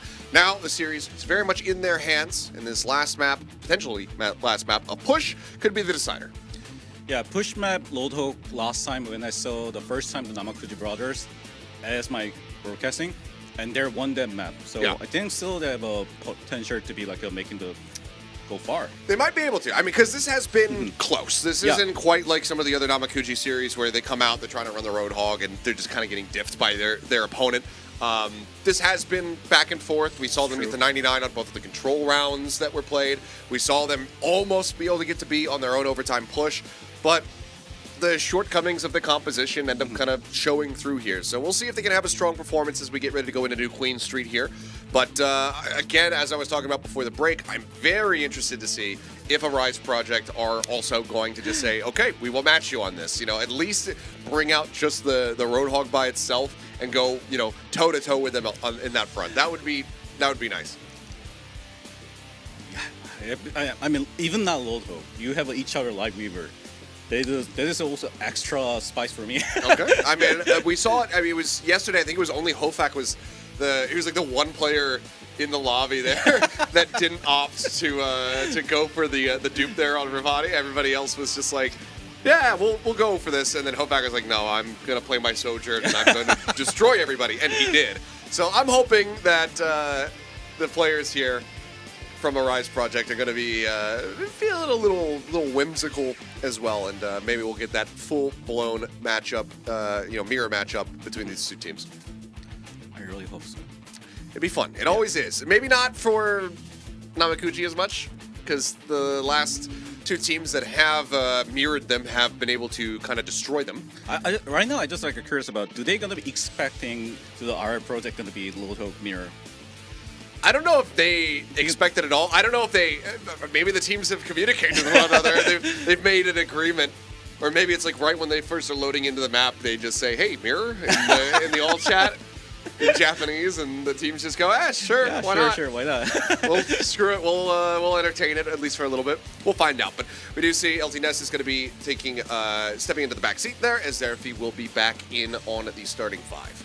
So that tells me... Lucio, I guess. He's just going to come in and play Lucio, would be my assumption. Maybe live weaver. Maybe Zerafi's the life weaver specialist for the team. We'll find out. But as mentioned, it is going to be New Queen Street here. That could potentially be the staging grounds for a Namekuji run back. We want to see, which team is going to be the first one in Asia to be able to get that reverse sweep coming through. Could it potentially happen here today? Can Namekuji find their stride? Can they make some magic happen in the lobby? I doubt it, but it would be damn cool if they could. But I believe that the map is just about ready to go.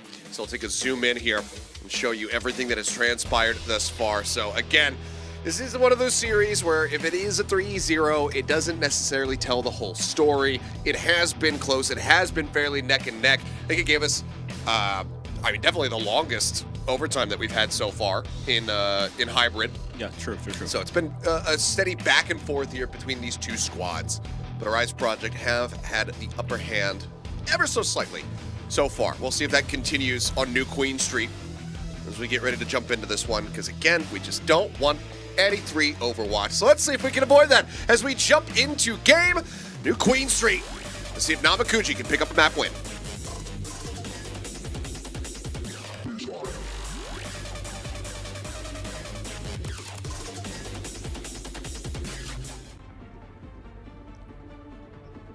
All right, 3 seconds. And go. Okay. There's still time to change, Rise. True. You can swap. You have the ability. But personally, I want the RE project starting this comp because first fight, Lodhok have a high chance to win this fight.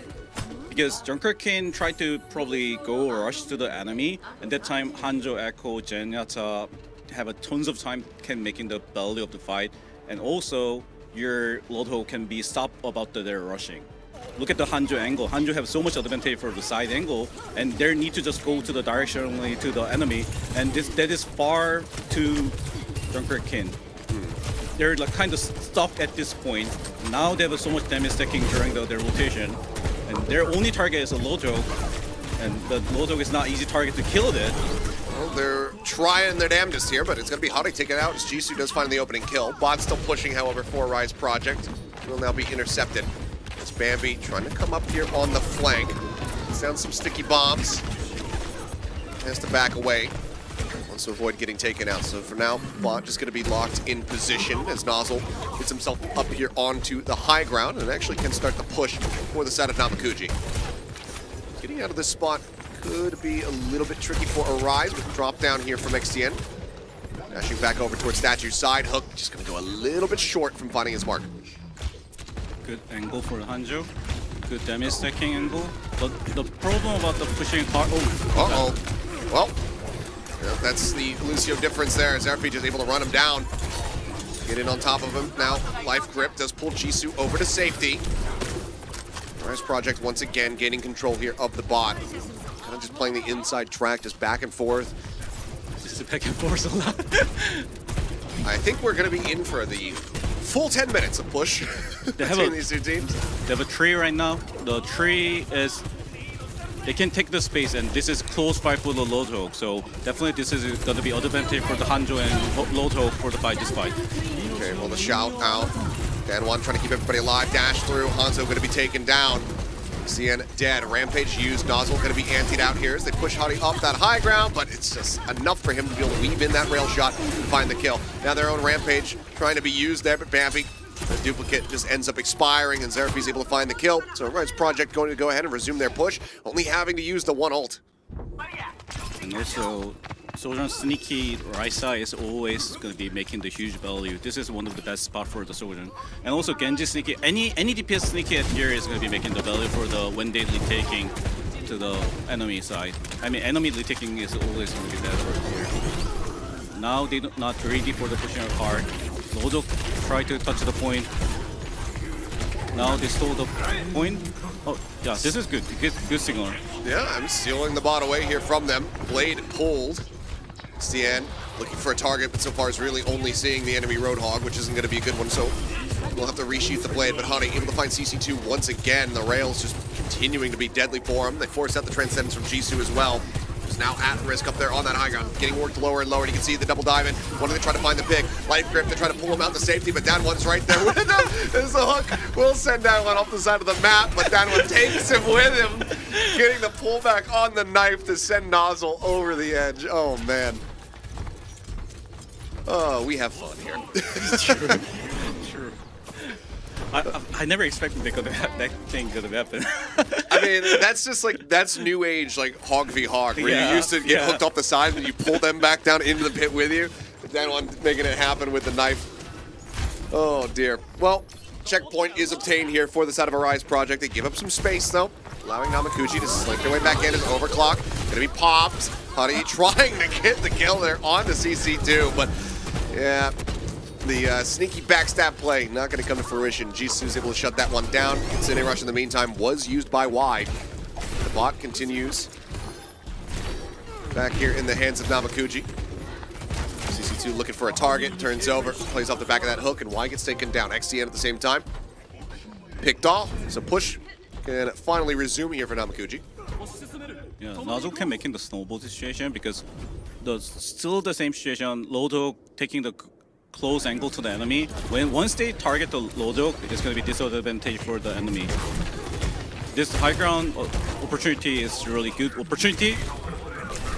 Pull in onto Dan1, but can't find the kill. Not enough burst damage to be able to take out this Junker Queen. But now that he continues pushing in, oh no! The beat comes in from Xeraph's to keep everybody alive, and Nozzle ends up falling. Close to the checkpoint, but no cigar here. Namekuji brothers once again going to be forced back as the bot is being ushered around, and the Rise Project going to have their sights set on that finish line and try to get a full push going through as Jisoo falls to the back end for some added stagger. Rampage at the ready. Multitude of ults here for Namekuji. But can they use them efficiently They're to gonna try be to resume the covered. push? They want at the ready. Treat comes down. Whole hog to try to just push him away. Trying to push him off the side of the map. And we'll just be able to kill him off there with that natural damage. Nozzle finding one. Tankless now, Arise Project. Widely going to have to play back as the score connecting. Y with a sliver of health narrowly makes it out alive. 30-minute difference is not really huge difference at the push map, so they still have a chance, right? Yeah. Yeah, they still have a chance. And Hanjo holding good angle for the touchdown. Tracer marking by enemy. That Rampage still available, and Transcendent's actually going to be used ahead of it as Dragon Strike not able to find too much there. Dupe comes in, Rampage now going out, Anti on the 2, Bambi probably not going to be able to build up an ultimate as Nozzle will get taken down. And Dupe is still in, but now Boss Boss is going to be taken out. CC2 is only able to find one parting kill there onto XDN. The only casualty for the side of Arise Project is they once again will gain control. 3 minutes and 45 remaining. The gap between the two teams not growing larger yet, but Namekuji, every time they have the bot, things just start spiraling out of control, and they still need to get to that first checkpoint. Each are going back and forth. And Kiriko angle is pretty good for the damage stacking. And nowadays they just need to be RI project don't need to like push it even card. They just like give up the card. They know they don't need to push their card anymore. Like they really barely push their card. Oh, False bomb. and Oh, 2? XD, and how does he keep doing this? That's the 3rd time today. Yeah. That Shisu and CC2 both just next to each other end up falling. Now Nozzle taken down. Zen one finds another one there with the knife. Bambi nowhere to go. She's going to fall to that rail shot. It's going to be Basa Basa, the lone player, makes it out alive. Push now continuing for Arise Project as they continue to build up this lead here. Making it more and more deadly for Namekuji's hopes. Oh. Tani just holding his ground, sending out the headshot. Bambi gets taken out. Now they have a Lucio and Moira. Yeah, I mean, they've been trying to go for the changes here, but I'm not sure if it's going to be good enough. CC2 again falling. Honey finding the opening kill. XDN on the Tracer, just getting in behind these players, trying to build up towards that pulse bomb, but it might not even be necessary. Bambi does take one player low, but eventually ends up getting gunned down as XDN chasing him all the way into the spawn room doors. Finds the kill, the bot continuing to push up. Nozzle desperately trying to find something, pops the whole hog, shoving Danny away. Put that one away. Seraphine drops in with a beat, and the Rampage now goes across, catching on to Bambi, catching on to Basa Basa. He will fall, takes one down with him, but it's a team kill and a full push coming through for Arise Project to complete the map and complete another 3-0 win. Yeah. Today match is even 3-0. First map and second map seems like not. Yeah, I mean, the first two were close, but we just couldn't have it happen there on push. Arise Project not feeding into the mirrored matchup, so I have words for them about that. I wanted to see them go for the Roadhog, but they played their own game, and they played it well. The Junker Queen came out and got some good moments of the double pull off the side of the map, but widely it was dominance here for Arise Project. I mean, yeah. Yep. What more can you say? Yeah, I lose my word. Yeah, well, Do we choose a MVP? Today? Yeah, we did. Oh, yeah. we don't know who it is yet, but yeah. we'll see. I think XDN actually made a decent argument for himself in those last two maps. He had some really nice stuff. I mean, the double pulse bombs. He do, I think, 3 and 4 times today. Yeah, 3 times that he's able to get 2 kills with a single pulse bomb. True. That's pretty crazy, actually, that he's able to find that. Some zest level performances on the Tracer from him. But I'd say throughout the entire matchup, I believe that we went with the same person. I said Honey. I think his Sojourner was looking quite good today. Had some really good shutdowns with those rail shots coming through, which is regularly getting those opening picks coming through.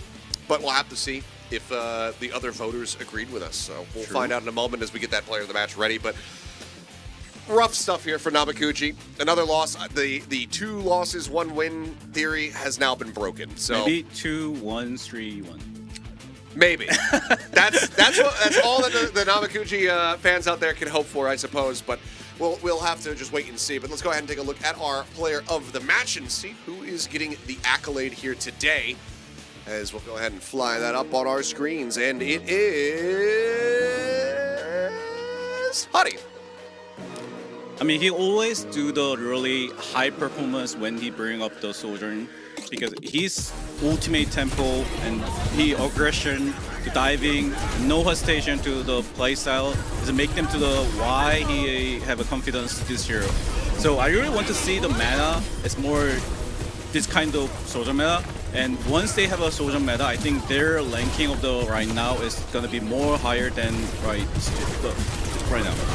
I mean, we'll have to just see. But I mean, getting that win after dropping the series yesterday to Insomnia, probably going to be feeling pretty good for the side of a Rise project. But it doesn't necessarily get easier for them.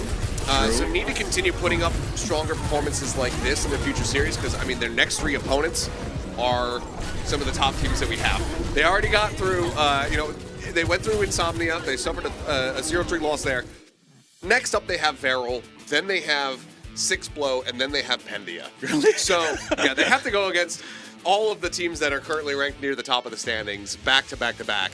Wow. So, enjoy this win while you can, and then also, hopefully, continue to learn from it, because this was a much better performance from a Rise project compared to what we saw from them yesterday versus Insomnia. But speaking of Insomnia, they're going to be coming up next. I was going to say, I have Insomnia. I haven't been sleeping lately. Can you tell? But it's going to be Insomnia versus Nyam. Nyam right now have been in a rough spot. Looking like maybe the weakest team that we have here, unfortunately, and Insomnia is looking like potentially the second best team that we have. I think Unknown told me that team... Oh, never mind. But yeah, I think... We can get into it later. Yeah, we can do it later. For now, we're getting ready to go to a break because we need a little bit of respite. We need to go and mourn the loss here for Namekuji brothers. Another 0-3, unfortunately, there for Nozzle and the boys. But it be what it do. I love that they continue to just stick through with their, their identity. They're not letting the results keep them down. They're going to keep doing what they like. If it was possible, we only can see the Namekuji brothers one time. But right now, we can keep watching. Yeah, we're going to keep watching because they still have 2 more matches to be played in this tournament. But first, we're going to go to a quick little break. When we come back, we'll get into Nyam versus Insomnia, so don't go anywhere.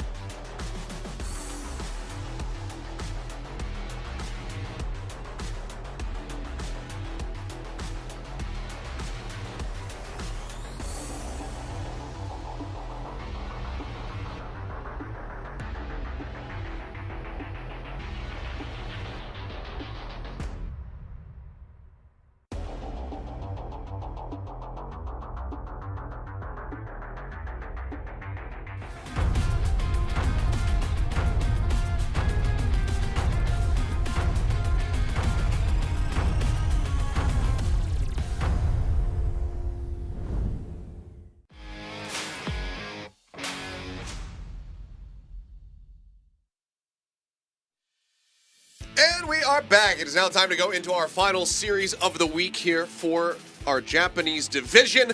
And this one is going to be a bit of a toughie here. Nyam coming out, getting ready to go up against Insomnia. This is right now the theoretical roughest team versus the theoretical second to third best team. So they have their work cut out for them right now.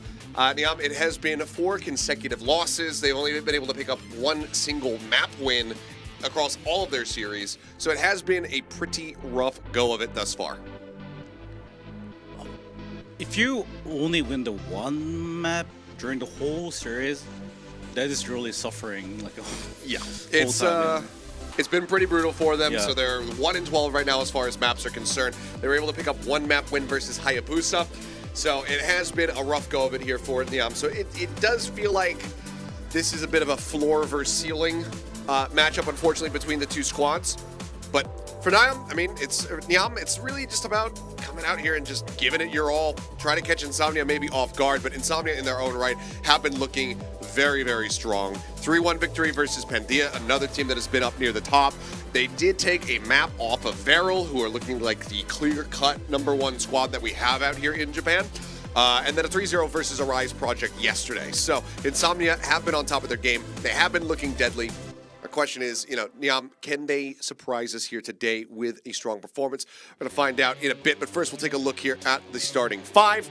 As, there have been some nice high moments for them, even in their losses. We have seen some decent pop-offs from the likes of Axion. Masquerade as well has been having a couple decent moments throughout here, but it's been pretty rough. Yeah, that is true, because the meta of the Japan, as I know, was not most of the time dive meta. It's more like a different meta during the whole time. So they're not really familiar with this meta. This meta just suddenly came, and there's like a hard time for some of the team. Yeah, I mean, one of the big ones I'm looking for, on that side of things to really have a strong performance is going to be Aokigahara, because it's been a rough go of it. On the other side, though, I mean, these guys have been terrifying. Leonoptrix, a very solid tank in his own right with decent flexibility in his pool, has shown the Reinhardt for realsies in the past. But yesterday we're seeing a lot of the Junker Queen from him. But the big name that, I want to point attention to is going to be Undersea, because this guy is looking like maybe the best Echo that's out there in Japan right now. He is so clean. Daisy, a very solid Tracer player there just alongside him. This DPS duo here for Insomnia is very scary. Let's see where we're heading, though. As we will be, once again, going to Lijiang Tower and then King's Row. So a bit of the same from what we were seeing in our first series, but it is going to be Esperanza as the push map here. Yeah, I think Lijiang Tower is classically just everyone loved that map, and I think if you have a struggle time from the winning, sometimes doing the crazy map is not really bad idea. Yeah. Well, we'll see here. Yeah, with their picks, needing to try to find some value here. Because, I'm not here to sell anybody snake oil. I'm not here to lie. This could be an absolute blowout between these 2 squads. So I'm just going to set the expectations for everybody right here, right now, and anything else is going to be a very pleasant surprise. So I'm hoping that we do have that pleasant surprise today. Yeah, I think during every single match, some team during the developing, and suddenly can bring up to the winning, right? So no one be sure about how his match is going, but we're expecting the Insomnia before performance was clean. So we thinking about they're doing the good performance today. So in your history of coaching, not that you've had too many times where you're the underdog, I should say, just given the rosters and lineups that you've worked with. But let's maybe go all the way back to the Rocks Orcas days. Oh. And you're getting your team geared up. They're about to play against Lunatic High. This team that has got accolades and championships and trophies behind them. What do you tell the players to get them ready for a moment like that? Because it feels like that would be kind of similar for Nyam coming into this matchup. So when we face to the Lunatic High when you're getting ready to play an opponent that just looks so damn good. Because everyone have a kind of, I mean, depend on the person, but some people thinking about have a losing mind, like they're too strong, something like that. Some people is very happy to against like a strong team. So I think the best thing is like giving them to this match is gonna be a lot of things you're on from them, and we're nothing to lose because we're already underdog, and they're losing a lot of things. So I wanted to kill as much possible enemy and just showing yourself to the put your skills on display and also take it as a learning experience. So we'll see how they're going to be faring though as we do get ready to go to Lijiang Tower once more to go ahead and kick things off. But again, work cut out for them. The Echo battle here, I think, is going to really make or break it. If they cannot contain Undersea in some capacity, then I could see Insomnia very much running away with this one. So we'll have to just wait and see. I mean, Aokigahara has been leaning in towards some more hard hit scan. We've seen him bringing out things like the Cassidy and whatnot to try and contain some of those players that are taking to the sky with the Echo. But versus Sixblow, unfortunately, they weren't able to really hold water. So we'll see if he can have a stronger performance here today, because Undersea is somebody who has to be taken care of if you want to find a win. But the game is ready, so let's go ahead and jump into the action for game number 1 here in our final series in Japan of the week. We've got Nyam versus Insomnia.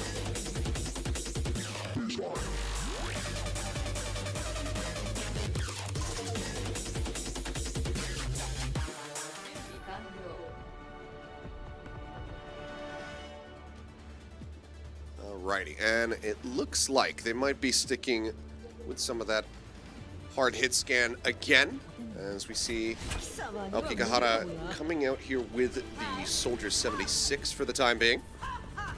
As a tank person, they're only Lamatra and Junkerkin. Lamatra is a better tank. So the point of the other thing is like how they manage about the DPS or fight. All right, well, fight now opening up here as everybody gets ushered forward by the Lucios. Now, Leonoptrix not looking to take any big forward space. Gets a nice pull in there onto Raven. As the capitalization, there it is. Daisy swoops in from the flank. Completely unexpected. He strikes, they find the kill, and now this leaves Scenery out on a bit of an island here. He's going to go into that Nemesis form, try to stay alive, try to work off that extra tankiness, but Kato is able to find the elimination. Now the chase down comes through as Leonoptrix gets on top of Aoki and finds the elimination. Recall out the safety there from Daisy, and the first point capture being taken by Undersea. He was very sneaky. Even we saw the perspective from the Jumper King. We didn't even catch up at where was Tracer, and that is one thing Tracer job to be every time. You can see him trying to do it again there. Daisy playing off on the side over towards White Room, now swooping in from behind, causing some chaos as the rest of the team here from Nyam just trying to make their way across the bridge, but Aokigahara able to find a nice opening pick. Blink going to be taken down, and that's a big window of opportunity now as Leonoptrix going to be popping the shout to try to keep himself alive as they wait for that Lucio to rejoin the fight. A little bit of space going to be surrendered here. Zaxian as well looking to get involved, trying to find a target. Recall right in front of his face there is Daisy. This man just slick his way out to safety for now. Dash over to the side, 5 HP, dashes back, but kind of blocks himself into the wall. Kahara able to collect the kill. Another shout, another axe across. Leonoptrix nearly building up towards that rampage as the Consider Rush is going to be built up first here from Masquerade. Pops it immediately, clears the point. Cap goes the way of Nyam. This snowball is pretty good for the Nyam Gaming because right now they have a lot of ultimate, and also they don't the Insomnia opening this fight. They can disengage from here. They retake with the sound barrier. It's gonna be they have a winning condition. But only problem is the Junker King gonna be have an ultimate rampage. It's gonna be huge, effective to them. Yeah, a beam coming through. Scenery unable to get away from that one. Undersea chasing in deep enough to be able to find the elimination. And with that rampage getting committed into the fight, that'll be the cleanup. Axion is going to be jumping into the koi pond, going for the quick reset team kill. Will flash across your screens. There it is. 60% now built up for Insomnia. I think this time Soldier ulti, so 76 ulti is going to be hard to like targeting the enemy. So I think the best thing is like he also snaking because one-on-one Tracer is not going to be one side. So Soldier can still beat the Tracer. Just amping it up there, Blink, trying to get them pulled back away from that slow field. As the Duke comes out from Undersea here onto the enemy Ramatra. Punches being exchanged. The Scenery desperately trying to build up towards that annihilation. Same here for the Duke. Just about has it, but 2 seconds remaining on it. Won't find too much value. Sound Barrier now going to be invested on both sides. Blink and Raven pulling the trigger on those ults as the annihilation's rolling for Scenery. looking for a target, looking to try to whittle away at Leonoptrix, but Leonoptrix does manage to take him down before falling himself to Axian's hands. Raven sliding around the top there. Daisy caught off guard as Akihara comes in from the flank. Pushing up the enemy Tracer, Undersea now in a bit of a rough position, trying to stay alive as the Suzu and the heals come through here from Karu, keeping him in this fight for the time being, and Undersea actually does manage to take down Raven. Now their own Kitsune Rush is going to be built up. Committed into the fight to try to go up against Masquerades. Akihara going to be stunned into the walls. Leonoptrix does re-arrive here with the Doomfist, and as they get cleared out, that will be the first round of Gardens going the way of Insomnia. So I think the Nam Gaming, once they have a point side, they need to like go punish the enemy, but they're trying to just hide back because of the fight. And this fight is like also have a similar problem. Tracer taking a lot of space, but in that time the Axiom need to also doing something to the enemy backside. But I think problem of their DPS have so much space, but the other side is just stacking with the together. The play map more widely always bring up the advantage for the fight. Oh, this is... Looks like they might be going for it. Have shown this before, so yeah, it's going to be the Reinhardt here alongside the Mei. Some classic flavor being shown here from Insomnia. Scenery still going to be sticking with it, but my god, okay. Alki with a quick headshot, sending Undersea right back into the respawn room on that Mei. No value found, and I mean, that one pick, it kind of just unravels this composition, so Insomnia have to backpedal. Yeah, but if you die at the very earlier, it's not really... they can touch the point. So Sure. this is going to be 50-50 right now. It's not like a really matter. It doesn't give him the cap, but still a decent showing of strength there right off the rip as the wall going to be coming down, looking to just lock Scenery into position here. Swings through from Leonoptrix, but otherwise not getting too much value. Daisy in the meantime up on the high ground under a bit of pressure. Karu there to try to keep him safe. The rail shots continue to get built up. Another Mei wall coming through, looking to interrupt Masquerade up into the skies. Immortality Field going to be coming down on both sides here. As they desperately try to keep Leonoptrix alive and in this fight, but once again, it's going to be Undersea taken out as Masquerade is able to find the shots there on that map. Karu, however, answering back, able to find one. Amp Matrix going to be built up first and foremost, setting through those amped up heals. That rail shot as well. Daisy able to find Raven. Deadeye committed here. Alki trying to clear things out a bit, but Widely isn't going to be able to find any value, so that will just expire, and Insomnia will maintain control at this point. Oh, thought it was going to happen there for a moment. Pulse Bomb does come in, and Leonoptrix actually delivering himself unto death. Ends up getting taken down. Daisy now going to be gone. Now the flip can come through for Nyam. It was too confident. But I think that Pulse Bomb, like a reaction timing was really fast. Yeah. So that is making clutch play for they have a point side. And that was like only Pulse Bomb winning, it's really cheap win.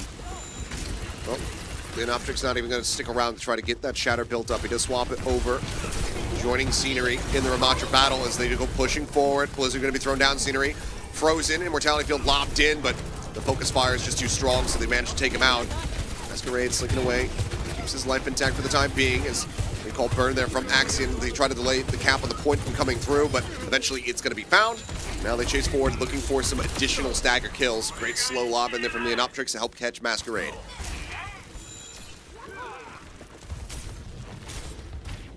I mean, in general, a lot of fight the fight gonna be happen as a defense is always by tanker. So if you, tank, if you want to do holding the space like this one, you need to understand about the which ulti you want to use it here together. Oh boy. Oh, okay, never mind. Maywall comes up. I thought they were going to be trapped, but Gahara says, nope, you're stuck in here with me. Gets another headshot, taking down Karu nice and early.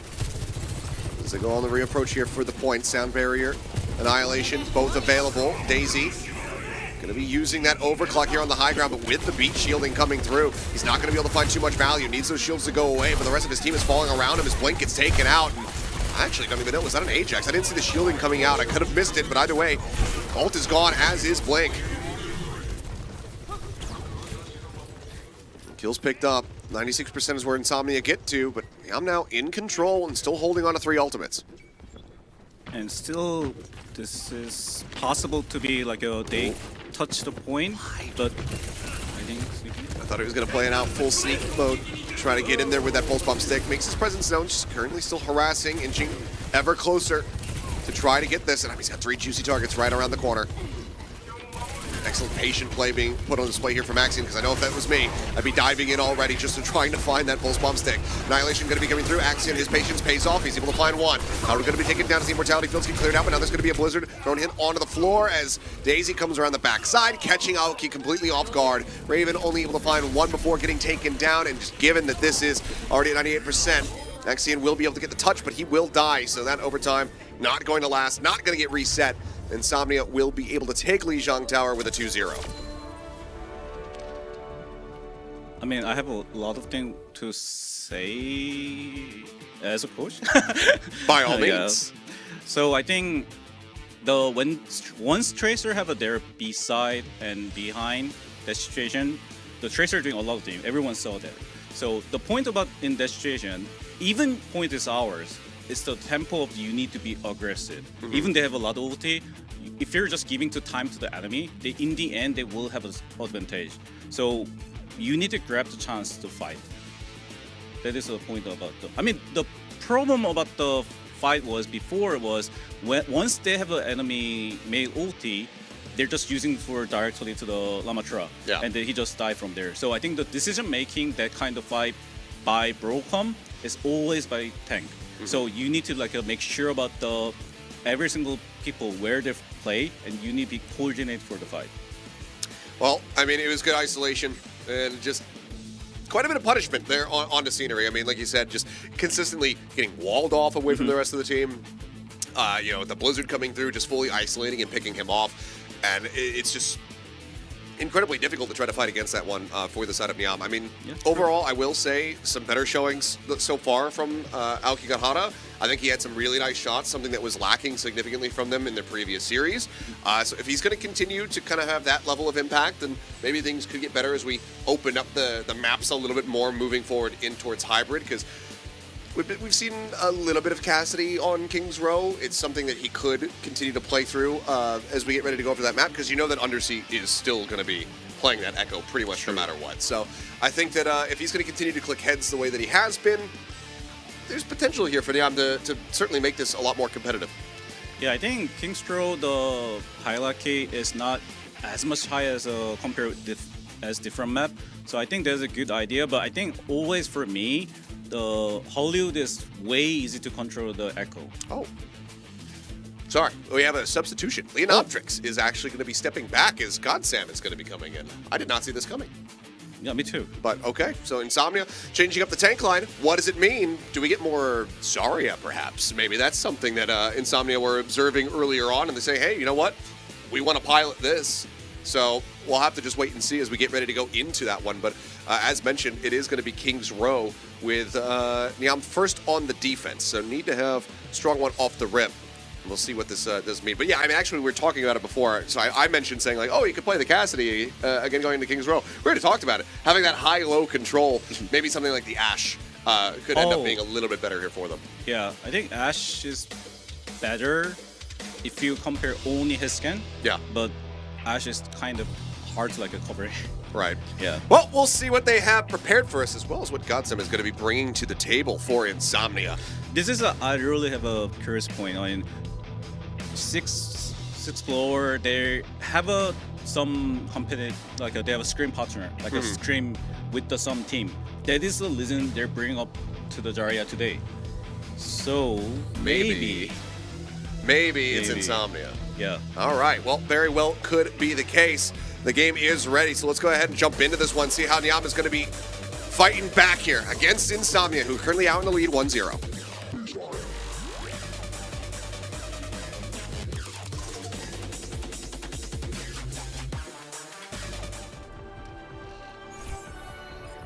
Alrighty. And, well, looks like Godsam might just be coming out with Doom. I mean, they have some time to flip things around a little bit and make up their minds, as they are going to be starting on the attack. And, hey, I mentioned it. It looks like it's happening. And with the Brig. This is going to be an interesting matchup, because Brig is a classic counter for the D.Va a lot of time, and a lot of team right now using the D.Va for payload, the hybrid map, because of the D.Va have always good with the payload condition, and once D.Va have a condition for the D.Va bomb, D.Va can do really aggressive for the make the space. So let's see. This matchup is really interesting matchup. Okay, well, for now, opening pot shot. Yep, just the classic observer bug here, as the gun is in the frame. There we go. Oh, he's starting with it? Okay, looks like it. I mean, we have been seeing more and more teams at least be willing to play like the first minute of the game on King's Row with this Widowmaker. And obviously, if you are going to be able to find picks, then that value is immeasurable. But you need to be able to hit your shots. There's a high ground contest coming in from Godsem, just putting down a little bit of damage. In the meantime, Daisy getting whittled away at. Halfway to the first tick is Undersea, waiting for his chance to strike. Goes up, looking for the isolation, and with Godsem joining in, it's a beautifully executed dive, completely catching Elky completely off guard. Blink does get taken down though, Axion able to find one. But second tick getting ready to roll through, and eventually the Sigma composition is going to have to come down onto the low ground to try to contest this. You can see they're struggling to even make those moves. Beam going to be a quick cancel there. Axion down low, the Sigma now out into the open. Scenery desperately trying to juggle around the telephone box as well as his own projected barrier to try to stay alive. Blink coming through, Axion able to get on top of Daisy, but now Scenery is gone. Blink again going to be death cycled now, right back into the spawn room as he rejoins. Very much slowing up his approach towards that sound barrier. Now on the return is able to find Karu. Godsem now broken out of the mech. It looks like that's going to be the first volley. Again, shut down here as Nyam will be able to hold on to the point. And also, hybrid map, if you once you have an ultimate, defense team have a really high snowball for full defense can possible. But already have a 2 tick, so maybe not. But still, if you once you have a good timing, you will have a high chance to be winning for the game. Just saw Godsem flip over to the Winston, then back over onto this Diva. So a bit of charge going to be lost there towards that ult. Blink getting some revenge though, is able to find a kill onto Axion, punching that Tracer. Scenery again out into the open. Now in a much more vulnerable position, he will end up getting taken down. So it seems like the second approach here from the side of Insomnia going to end up bearing fruit for them as Godsem goes charging through, cleaning up some kills. The dupe was committed here from Undersea. He's grabbing that brigade to try to build up a rally in case they needed it, but the fight otherwise was so clean that he just didn't. So 4 minutes and 22 seconds here in the time bank for Insomnia as they start the Streets phase. I mean, still... Daisy. They're real aggressive. Yeah, limit testing. I mean, getting the kill onto that Sigma would have been really, really huge, just given how slow he is. As Elky now, they move forward here into Streets. Doesn't want to be playing that Ashe anymore, so it does swap over onto the Cassidy. I think second point Sigma is impossible to play because it's hard to make in the value of the fight because Sigma is normally damage stacking. And Diva fight is important. For now, they nearly get Godsem out of that mech. Daisy as well, holding on by a thread, but support ultimates available here on either side as the Amp Matrix is going to be the first thing that comes through, and everybody from Insomnia just going to go their separate ways. They split off, and we'll just be able to wait out this ultimate. Well, there's the rush. Kitsune coming through. Rally going to be popped by Raven, trying to keep everybody alive. Blink now as well, layering in the sound barrier. As it looks like the side of Insomnia, they want to win this fight. They want to push it straight into B from here. Mortality field very quickly dealt with. Godsem going to be knocked into the mech. Does have that self-destruct. Going to go ahead and pop that one as he looks to get his way back through, and everybody's just corralled up here into the side room. The Baby Diva will get killed off, but Karu's able to find Axion. Daisy going low. It doesn't matter because Karu is doing an immense amount of work out here for the team. Coming up with 2 kills, holding on by a thread. He will eventually get taken down, but they win the fight and they can continue the push. They can touch. If they can touch, they still have a chance. Because they don't have a Kiriko, that means they're not have an opportunity to go push hard. So they Insomnia have to go back. So I think if this touch gonna be touched. Yeah, they swap to the Doom. So they will be able to get a recontest here. 3 minutes left to go. Axion the first one, stopping the cart there. Does get tagged low as Daisy into the back lines. Full spawn at the ready. Trying to see if he can find any value as Undersea's just going to be going for this copy now. Trying to keep Axion a bit honest there in those back lines. But Raven going to be taken out. Daisy finding his mark. Cleans up the 1 kill. Now the follow-up comes through as Undersea eventually is able to deal with him. Undersea getting himself his 2nd kill. And this Masquerade will fall. And that is just going to be the DPS duo coming up huge here for the side of Insomnia as they get themselves into point B. I'm very curious about the Insomnia where they come from, but yeah, I think right now the Nam Gaming need to be making decision to get more far distance or just change the comp I think is better because Sigma damage stacking comp is point is you need to damage to the enemy during the rotation. Once you can't do the damage stacking to the rotation, it's gonna be a hard time. And Tracer need to go do the side control solo a lot. Will now push back into this, getting any kind of flank, any kind of side control for Axion is going to prove to be difficult. Immortality Field going to be coming down. Deadeye popped the push forward. Godsam right up here into their faces. Does have the D made tricks. Pulse Bomb, however, will take him out of it. And overall, the Deadeye not going to be able to find too much value. Godsam now into that pilot form, trying to stay alive as Undersea coming up with the kill. Takes out Aoki. Raven as well. Gone as Blink. Able to find some headshots. And Daisy cleans up Masquerade. The Baby Diva going to be the only casualty so far, but it's 4 players gone on the side of Nyam, and they rotate back here. I mean, Daisy just ran straight past scenery. He didn't even care. He lobs in the pulse bomb and he finds 2! Oh dear. Okay, and Raven both dead. I mean, I thought Daisy somehow missed the Sigma. He just didn't care about the Sigma. He says, there's more people coming out of that spawn room. I'm gonna kill them instead. So 2 minutes and 27 seconds is the remaining time bank here for Insomnia after their push on King's Row. One more time, double pulse bomb. Yeah, let's see this. Yeah, see, he's just like, yep, okay, I don't care. Waits, sticks, dead. And that's one of those ones where it's so quick. I don't think Raven even fully realized what happened. He couldn't even try to warn Aokigahara. It's like, get away from him in time. Damn. Well, a stylish flare there on the back end of the push. Now, with everything to do, Nyam have to make it to the end of the map. I mean, I don't want to mention right now, but I'm gaming probably atmosphere is really awkward right now. Normally, if you have like this kind of like a losing timing banking, there normally no one speak. Yeah, I mean, we've seen that so many times, Yeah. you know, not just in, you know, Overwatch League in the past, but many, many other games. Pretty much any team-based game, if things do start going a little bit sideways, just that lack of communication. Yeah. That decision, someone need to be like a very bad person, or some like a coach just make them to try to speak, but it's not easy as like the people thinking. Right. Okay, well, shot disconnect there on the Karu. See how long Okigahara's going to stick with this. Looks like not very. We'll be going back over to the Ashe. One more time. Use this here now on the attack. As Godsem for the time being, just playing up on top of statue. Just going to whittle away at them where possible. Let's see. Aoki just desperately trying to get some sight lines here, but is being forced back inside. But Raven, quick peek on the corner. Whip shot comes in. Daisy goes down. Big opener here for the side of Nyam. But Aoki going to be jumped on as Godsem makes his way into the back. Finding that Ashe, getting the isolation kill. He's going to be rather low, though. So heals now coming through. Blink, trying to keep him alive. As it is worth mentioning, didn't really cover it. You know, double flex support right now here for the side of Insomnia. Right now, they're gonna touch the point for the pressure the point. They keep trying to have a high ground. Once you have a high ground, the Ashe and Tracer can just make them to the not using the map a lot.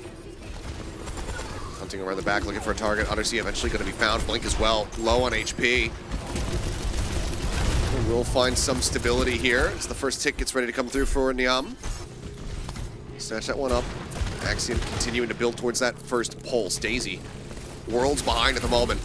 Undersea has since swapped over onto the Genji. Daisy now going to be spotted, taking quite a bit of damage here as Axion 2% away from having that ult ready to go. Pops the recall, keeps himself alive, tries to dodge out against Karu here, gets the pulse bomb in, and he also gets 2. That's both supports gone. The cleanup looking good though for Insomnia's. Godsem going to be stunned up, but as he gets broken out of the mech, could commit the self-destruct, and he will.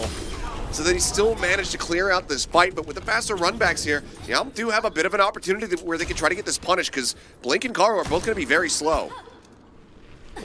But they're not rushing it. I mean, without the Lucio, it's gonna be have a hard time to get the second fight. But still, they don't have a lot of ulti, and Trans, Nano, yeah, Nano Genji is gonna be scary. Yep, there it is. Speaking of the devil, Daisy, however, going to be the first one to find the kill as there's the push forward. Shield is raised, so widely Undersea not finding too much value here with that nano boost, but pulse bomb from Daisy finds the second one. Now everybody corralled here into the stairwells. Godsam is just holding the top. Everybody else crunches in from the bottom. Just caught up into the meat grinder there in the alleyway. Insomnia staving them off once more as Axion will be noted and needs to try to stay alive here. Daisy taking a bit of damage, will back away from the fight. That looks like Axion receiving a bit of heals, will be able to keep his life intact. Blade though, as well as the Transcendence online from Insomnia. Good name. See what kind of setup they can get for this ultimate. Nyam themselves, I mean, they do have 4. Amp Matrix could be huge to try to break through this position, but Blade's going to come out first. Rallying out, pop. Raven gets that stun, and Axion's there to capitalize. They find the kill. Undersea going to get punished. Transcendence uses Insomnia just backpedaling wildly, trying to get themselves back over to safety, but Blink is going to get caught up. The Flux comes in from Scenery, shutting them down. Now Connor dead. Concept going to be knocked out of the mech, and it seems like that should be the breaking point here in the defenses of Insomnia. So point will be taken for Nyam. Just not too much time. Little minor back and forth. Oh, Pulse, he got the stick, couldn't get the kill. Daisy's still going to be on their flanks, but he is very far separated from the rest of his team. So this is actually a pretty bad spot to be in for him. Yeah, I think spot-wise is not really good signal for them. But I think today Tracer Duel is a very interesting point. I mean, I think Nam Gaming, if they do keep consistently do the Tracer Duel, I think they have a better Lizard right now. Oh, another self-destruct now. Built up here for Godsem as they do want to try to get control of this archway. Masquerade, though, could just go ahead and send out that Ant Matrix, and he will. Godsem now maybe overextending. Self-destruct going to be committed, buys himself some space, actually finds a kill. Alkigahara again going to get caught by this one. As Undersea diving forward is able to find a kill on a Raven. Godsem clearing up another one there. Takes down Masquerade, and somehow, some way, I mean, it looked like surely Nyam should have been able to hold there, but it all just comes tumbling down. Undersea put up some very solid damage in that fight. That Lucio was goat. I love to see like a Diva Bomb just booping during the Diva Bomb. Oh, he forced him into it, okay. Yeah. I didn't see the boop, but good awareness there from Blink to be able to find that kill. And that's what really starts unraveling things for Nyam there. As archway control for now can be held by Insomnia. New ults getting ready to come back through is gotta be very careful. Multitude of players that can instantly arrive up into those windows, so playing the high ground likely a non-option for him. Genji Blade, they're probably looking for the chance to Genji Blade, but not having many targets right now. But oh, this is good sneaky. Well, he's trying to make it happen. Dodges out on that stun. Immortality field coming through, instantly cleared out by Godsem, and Blake is able to find the opening kills. Masquerade will also fall to Daisy's hand. Daisy, Godsem, Karu all very low here on the side of Insomnia, but Scenery is going to get cleaned up. And that will be the fight victory going the way of Insomnia. Axion just trying to see if he can find anything on the back end of this one, but inevitably will just be further staggered here as the chase comes in from Blink and Undersea. And I mean, they're on top of the spawn now. Yeah, this is the best spot for the drink rotation. Once the here we go again. Yeah. Roll through. Godsem though, falling low. Needs to try to stay alive here. As pulse bump from Daisy, not going to be able to get a kill. That self-destruct not quite online. Now can Cine Rush use just to try to get themselves back over here to the cart a little bit faster? Perhaps. As inside track is there for Nyam, but the cart getting further away from them. Daisy going to be taken down. Raven with a shield bash, able to find that. Rally still rolling, getting ready to expire as the bomb goes out from Aokigahara. Finding the kill on Karu. Godsem now going to be taken out. Self-destruct finding nothing. And the cleanup on the back end here, looking good for Nyam. And also, Sigma ulti and window is like you can do at the long range distance ultimate. And once the Tracer even touches the card, the other people can always easily force out the enemy if you're gonna be started the window earlier or Sigma ulti earlier. So need to make the quick decision. Sigma did go more further, but I think overtime make you a lot of hard time to thinking about how to play. So once you have a left and right at here, you need to make a decision which angle you want to push. Better choose a light angle. Right angle is always a better angle at this map, or go below. See if they can right now. Attention is being pulled every which way here as Scenery is just trying to keep his teammates covered. Creation not able to find anything there. Amp Matrix to try to open up the card a little bit more widely. It does work, but it's in the alley, so it doesn't have any actual vision here or pressure being applied onto point B. Insomnia just play back with themselves situated here onto the high ground as they look to contest. Step off the cart at any moment now. We'll drain that overtime very quickly. Axion with a nice opener though.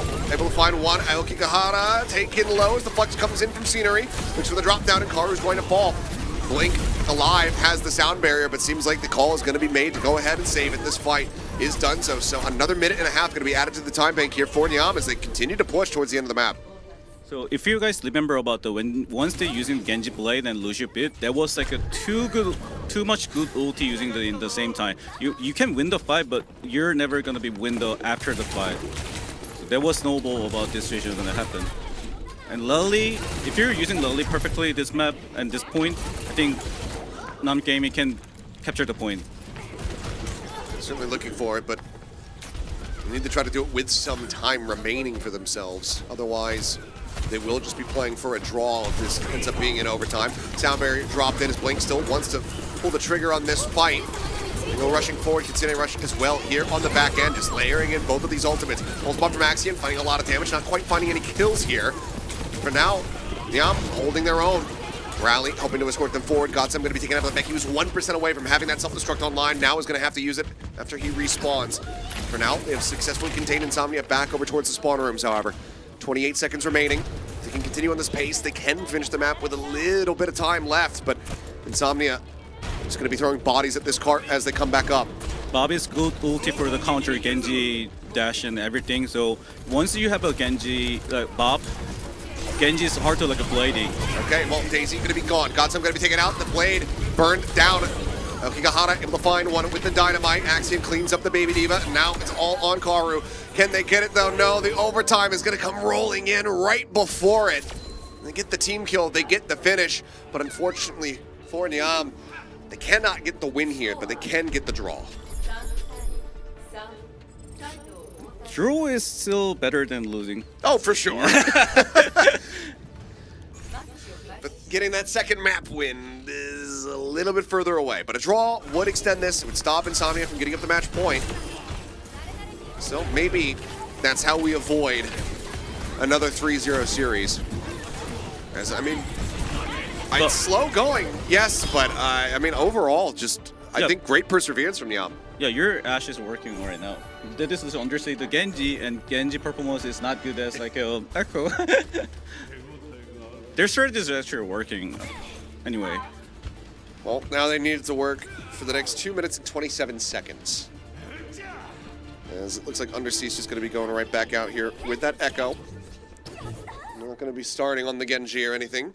And Godsam only showing need to the win doom. one fight. One fight, if you won, you will can make in the snowball. But actually, Sigma Com is not have that much huge snowball. But still, the Ashe have so much angle for the damage stacking during the rotation. Oh. Okay, looking for the damage boost here. D-Matrix to protect. But, I mean, yeah, you can tell I'm perfectly prepared for this. Everybody does it at this point. And try for the Widowmaker. And with the push forward, looks like Godsam going back into the spawn room is just going to opt for the Doom Fist. So this is like a lot of time the coach said it. Ashe is good counter to Doom. A lot of listen, but a lot people say about that. Let's see if that's going to be the case. But if Godsam can get just directly on top of Okigahara, he's going to have a rough time of it. Is going to be there in that high ground. Decides to slam, looking for the contest, he's looking for the punch, and he will find it. Godsam isolating, chasing down Axiom, finding the kill. Now the takeoff has begun. Daisy waiting out, burning down from the dynamite, just waiting for that health pack to come back through, waiting for some healing. Now it's right back here onto the point. Immortality Field going to be cleaned up. Masquerade going to be taken down. Godsam again, finding the opening kill, getting the punch. Can't quite get the follow-up there onto Aoki, but Scenery still will fall. Aoki with no HP, just has to play back. Axiom cleans up one. Blink going to be eliminated, but they need so much more than that if they wanted to actually hold this one down. That'll be it, though. Just a bit too much time with only one tick needed. Insomnia, they will get the win here on King's Row. Maybe a little bit more difficult than we had anticipated. And like I said, you know, if this matchup was anything other than a really one-sided affair for Insomnia, then we were going to be surprised. And I will say, so far, I am surprised. I think we're seeing a much better performance out of Nyam than we have seen from them at all, ever in this tournament. Yeah, I think this meta is not really happy with the hit scan player, but once the hit scan player just like making the com for their own style, I think that is still seems better than like the different com. Well, it is not enough to be able to get the win, but it was a very solid effort from the side of Nyam to make it to the end of King's Row to begin with, just given how little time they were working with and how aggressive Insomnia was there. on those plays. But they still have themselves now in a 0-2 deficit, so need a reverse sweep if they want to be able to close the series. Otherwise, Insomnia going to be looking for a 3-0. We have push coming up in just a little bit, but first we're going to go to a quick little break. So we'll see you guys in just a moment.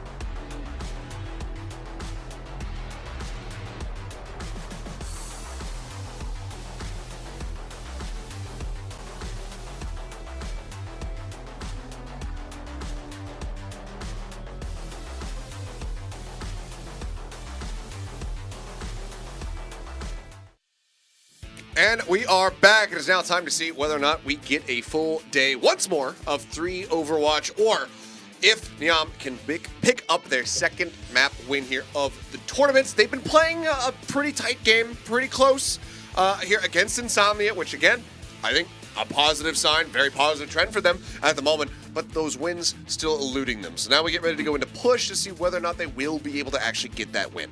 I agree with you, because if you're not mentioning about that there's only win the one map, I'm never thinking they losing like a other match and map like that. Right. Yeah. So I think their performance right now and the confidence is way better than before. Like even you need to try to follow up the meta. The meta is not your suit. You just go back to the what you like. It is better than compared than just play the meta. Well, as we can see there at the bottom of the screens, it is going to be Leonoptrix coming back in. Got sent back over to the bench for the time being, so got to come in, make an appearance, and yes, they did get the map win, but it was a little bit rough. Some nice moments there on the Diva, however, so I'm sure if things trend more over towards off-tank, we will get to see a little bit more of Godsend in the future. But for now, it is going to be Leonoptrix coming back through, and as we have Esperanza here for our push map, I'm expecting to see him just go back over to the Junker Queen. Yeah, I think more than 60% he's gonna go back to the Junker Camp, because I feel like Godsend is their Doomfist player, and he's showing about he doing very well done at the mobility comp. So, but I think more like a role side as a suit for the Insomnia, and he's one of the key, probably the IGL for the team and making the winning condition. So I personally like their tempo of the game. Yeah. Well, let's see if Nyam's going to be able to step to it, as we'll go ahead and jump into the map set here. Take a look back at the maps already played. So far, it has been Insomnia's day, but by somewhat narrow margins here. Let's see if Esperanza can be that staging ground for Nyam to try to turn things around and get themselves into the driver's seat for the first time. Because it has been a rough tournament for these guys, but I think right now, the performances that we're seeing are certainly looking a lot better. So especially with Aokigahara having a lot more impact here today, I think that there is certainly a world where moving over to Esperanza, we could see him continue on that trend, maybe, go towards the Sojourn there, play along those nice sight lines, come up with some good headshots with those rail shots. But the game is ready to go. So let's jump into this one and see if that is going to be the conclusion of the evening of the week here for Japan, or if Nyam will be able to extend this just a bit.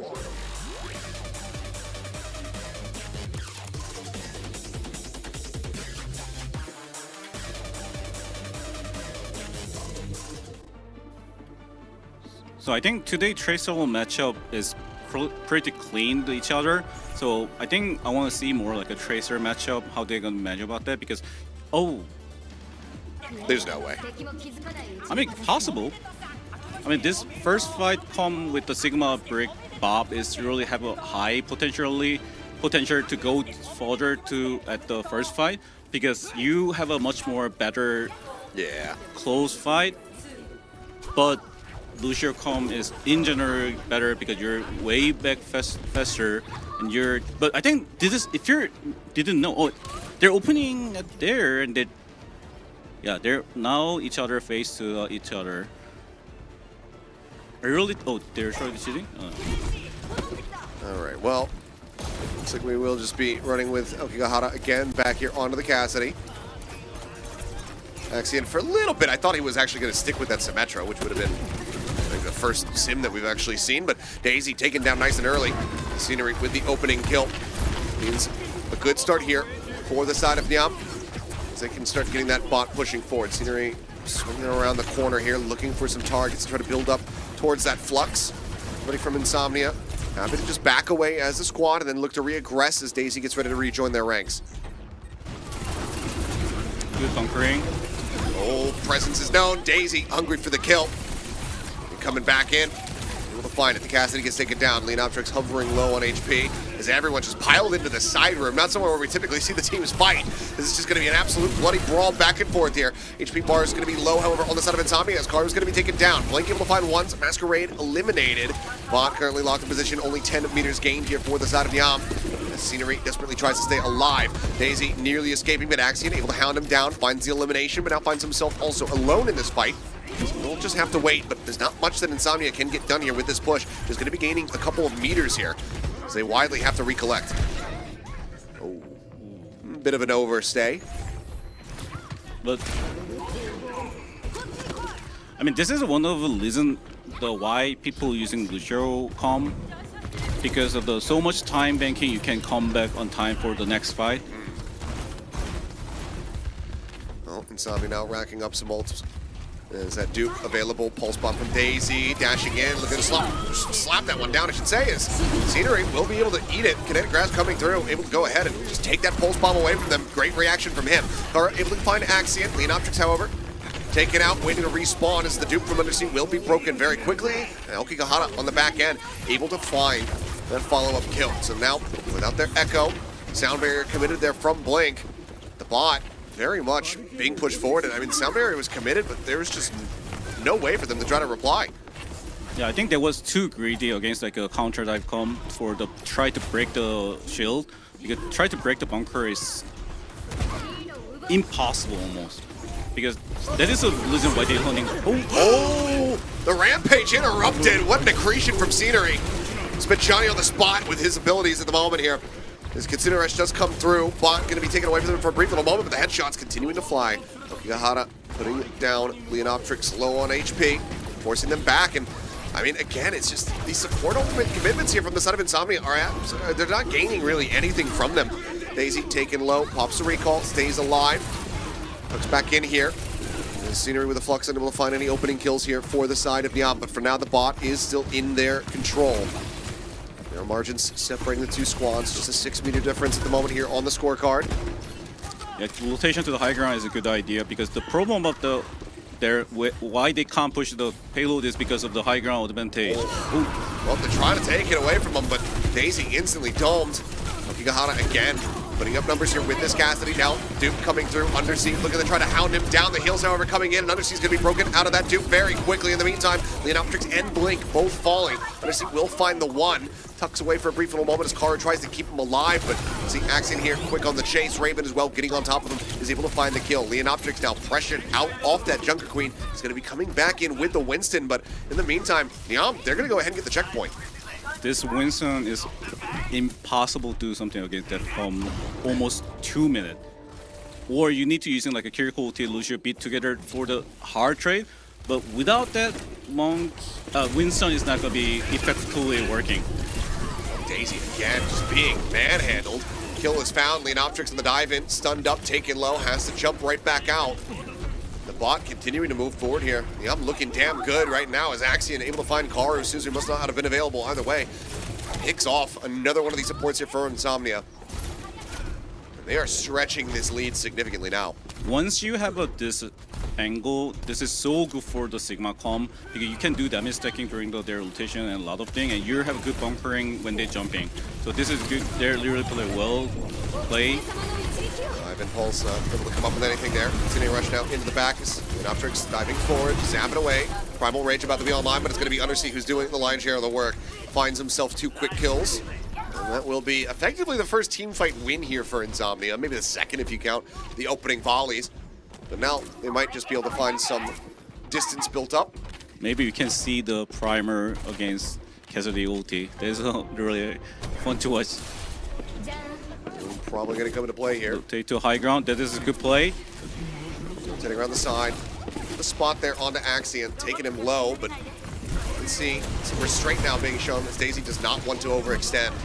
Doesn't chase in for that kill, so Axion living to fight another day. Dive in, that's just going to be Leonoptrix out, popping the Primal, juggling Raven away, but there's no one else here really alongside him. He's eventually even confirmed the kill. For a second, it was looking like maybe that Brigida was going to be able to survive, but Leonoptrix still going to be very low here on HP. Sound Barrier now being used. Blink getting the shielding out onto everybody. Raven now respawning as the bot continues pushing closer and closer to that checkpoint here for the side of Insomnia. Dupe out from Undersea, goes for the Tracer. Scenery hovering low, eventually going to get zapped down. Shield not able to do too much there to help mitigate the damage here from this Winston. Gahara in the meantime hovering on that high ground. Eventually going to be displaced though, as Undersea takes to the skies, gets the beam across. Kill's going to be found. Checkpoint established. Insomnia now in a strong position where they might be able to regain the lead. And also they have right now changed the llama trap, meaning once Monkey once Winston jumping, it's hard to like get them to do something. So I think still the good idea. You just need to like control the tempo, and the Kiriko ult is a key ultimate for this series. Kano about to have another one here. So obviously just seeking a target, trying to work scenery lower and lower. The dive call coming through as Katsuna Rush comes down. And Matrix there though to try to dissuade from Masquerade. Blink getting tagged up as the punches go flying here from scenery, but not too many targets. Blindly for now, a bit of a lull in the action. As HP bars continue to hover lower and lower for the side of Insomnia. Taking stability, Pulse Bomb coming through, sticks to the wall. Raven avoiding death. Immortality Field was thrown in as well. Cooldown coming out, but Leonoptrix getting stuck and gets eliminated. Axiom with a nice opening kill. Akihara going to be trained to those. Karu able to find him with the kunai. It's the headshot, but for now the bot being ushered back over into a more neutral position. Forward spawn still active, however, here for Insomnia, so they can quickly regroup. They thinking to rotate the high ground again. No, they're just not pushing hard. This is a good idea. But I think once the Sound Barrier and Primer coming same time, Lily is not enough ultimate for the counter. So let's see how they're gonna manage. Okay, well there's the dupe, Undersea going for the Ramatra. Punches flying, I mean, so quickly he will be able to build up for that Annihilation. Now has it online. Deadeye popped. Akihara trying to zone them back. Undersea still alive, still offering up some damage, but eventually will get broken out of that duplicate here. As Insomnia have barely scraped by with a lead now, just 0.34 meters separating as Blink will get taken out. That's great with a nice opening kill here. Mortality Field going to be cleared out. Leonoptrix able to find Raven. Now Undersea and Daisy putting up some solid figures. Lucky Masquerade going to fall. Daisy down 50 HP, trying to stay alive. The chase in from Axion is too damn good. Finds two on the back end. The bot again being pushed forward. 0.34. Again, the separation between these two squads at the moment, but it's only a minute and 34 seconds remaining. Yeah, they losing the tempo, losing the lead situation. So I think the decision making was after the Kiriko ulti, the Lally and the Deadeye was a really good idea, but I think hard control was more important than that. Tracer chasing. As the time is working against them, and they still need to regain this lead, otherwise Insomnia very well could just be walking away with that 3-0. Daisy trying to keep tabs here on Axion, who has very much at the better of him overall here today. As for now, Insomnia more than happy to just keep the bot in a neutral position. So Phil thrown up, see the hindrance coming through, but now the dive in with the Primal Rage. Leonoptrix not really able to find anybody to isolate though, so the juggle not going to come into play. Undersea, however, will be able to finish off Raven, finding the elimination as the pulse bomb goes in. Kill not going to be found from that, but now Masquerade gone, meaning no supports. So Insomnia absolutely maintain control of the bot. Forward spawns again going to be taken for them, and it's still so many ultimates available for Insomnia to hold out for these last 28 seconds. Yeah, especially they have two backline ultis always have each ulti winning condition.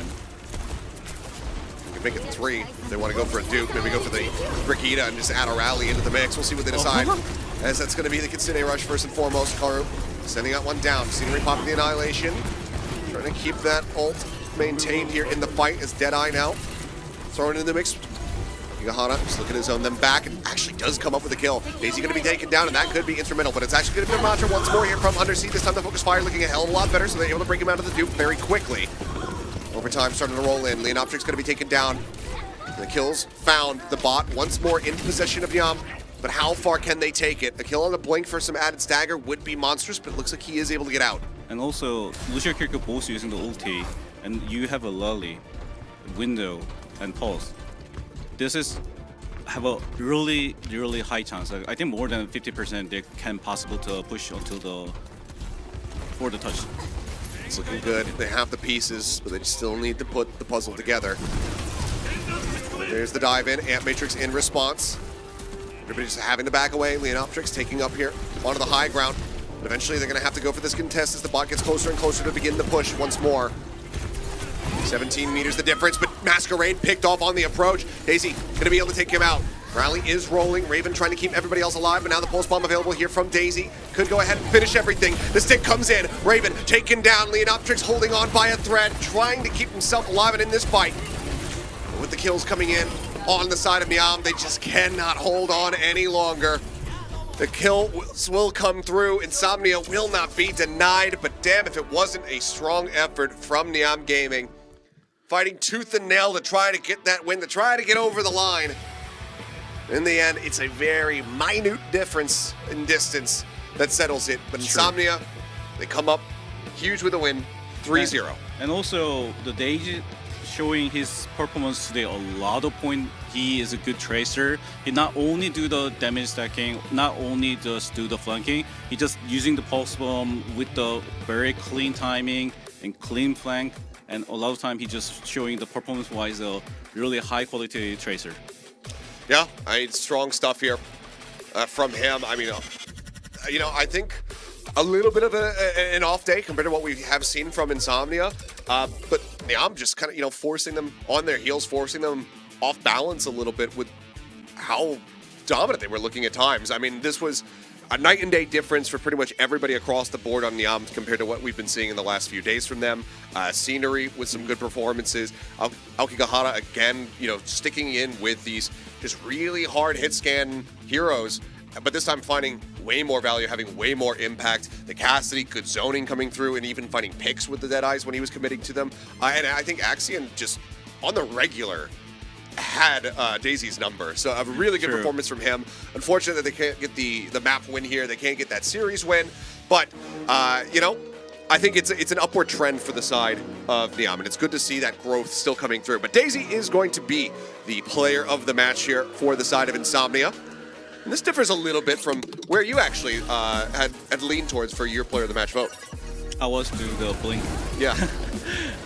I think, Blink had a really good performance here today for the most part. A couple of times, though, there on Esperanza, the sound barrier, committing to that when the fight was basically already lost, when they weren't even really able to play up against the bot.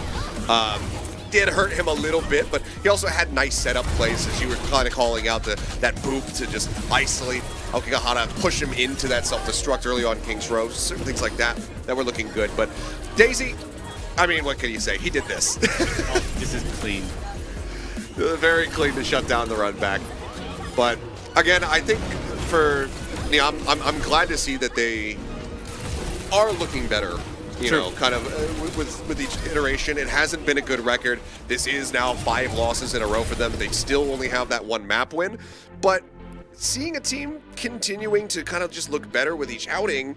I mean, they're not even trying to follow the metacom. And if you're thinking about the Insomnia last few match, there looks like way better than today. Yeah. That meaning I'm gaming, making them to the struggle to play the com how they play. I think that's the whole point is, doesn't need to, if stream lizard is sometimes not matter, you just need to follow about what you are good at, is the making you stronger. Once you get the stronger, then time you follow the meta is fine.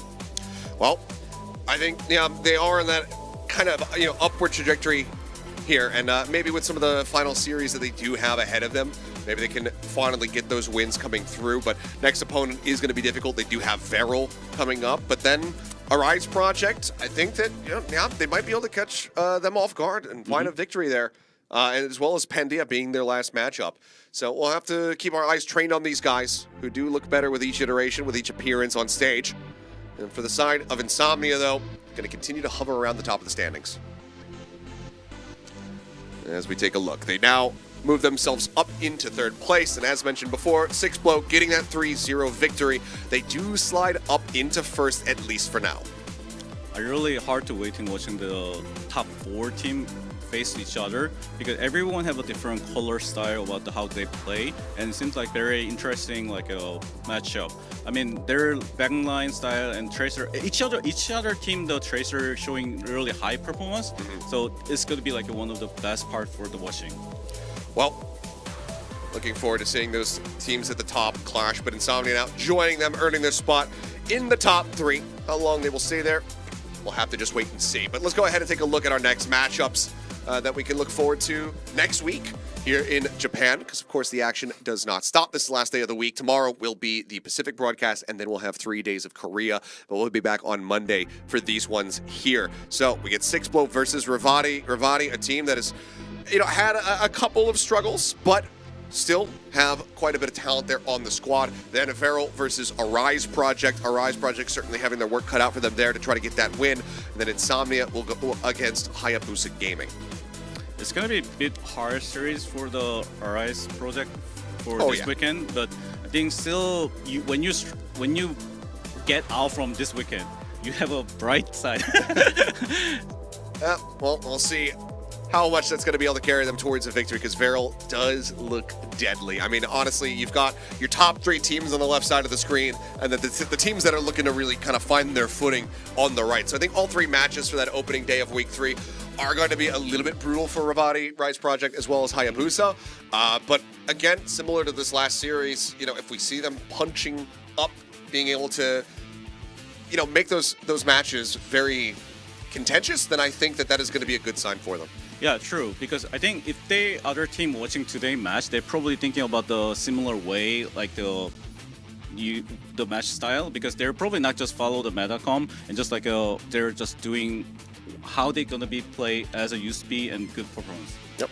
Well, we will see what happens here in OWCS Japan next week when we come back with that one. But of course, we have action every single day, so make sure you guys tune in. Same place, same time tomorrow. Actually, I think it's a little bit different time slot. I don't really remember. But Pacific is going to be on. So make sure you check out those squads. And then, of course, we will have Korea once again coming back in for Week 2, Friday to Sunday. But that's going to do it for myself and 9K for tonight. Thank you so much for being alongside me once more. And all of you, have a good evening. We'll see you next time.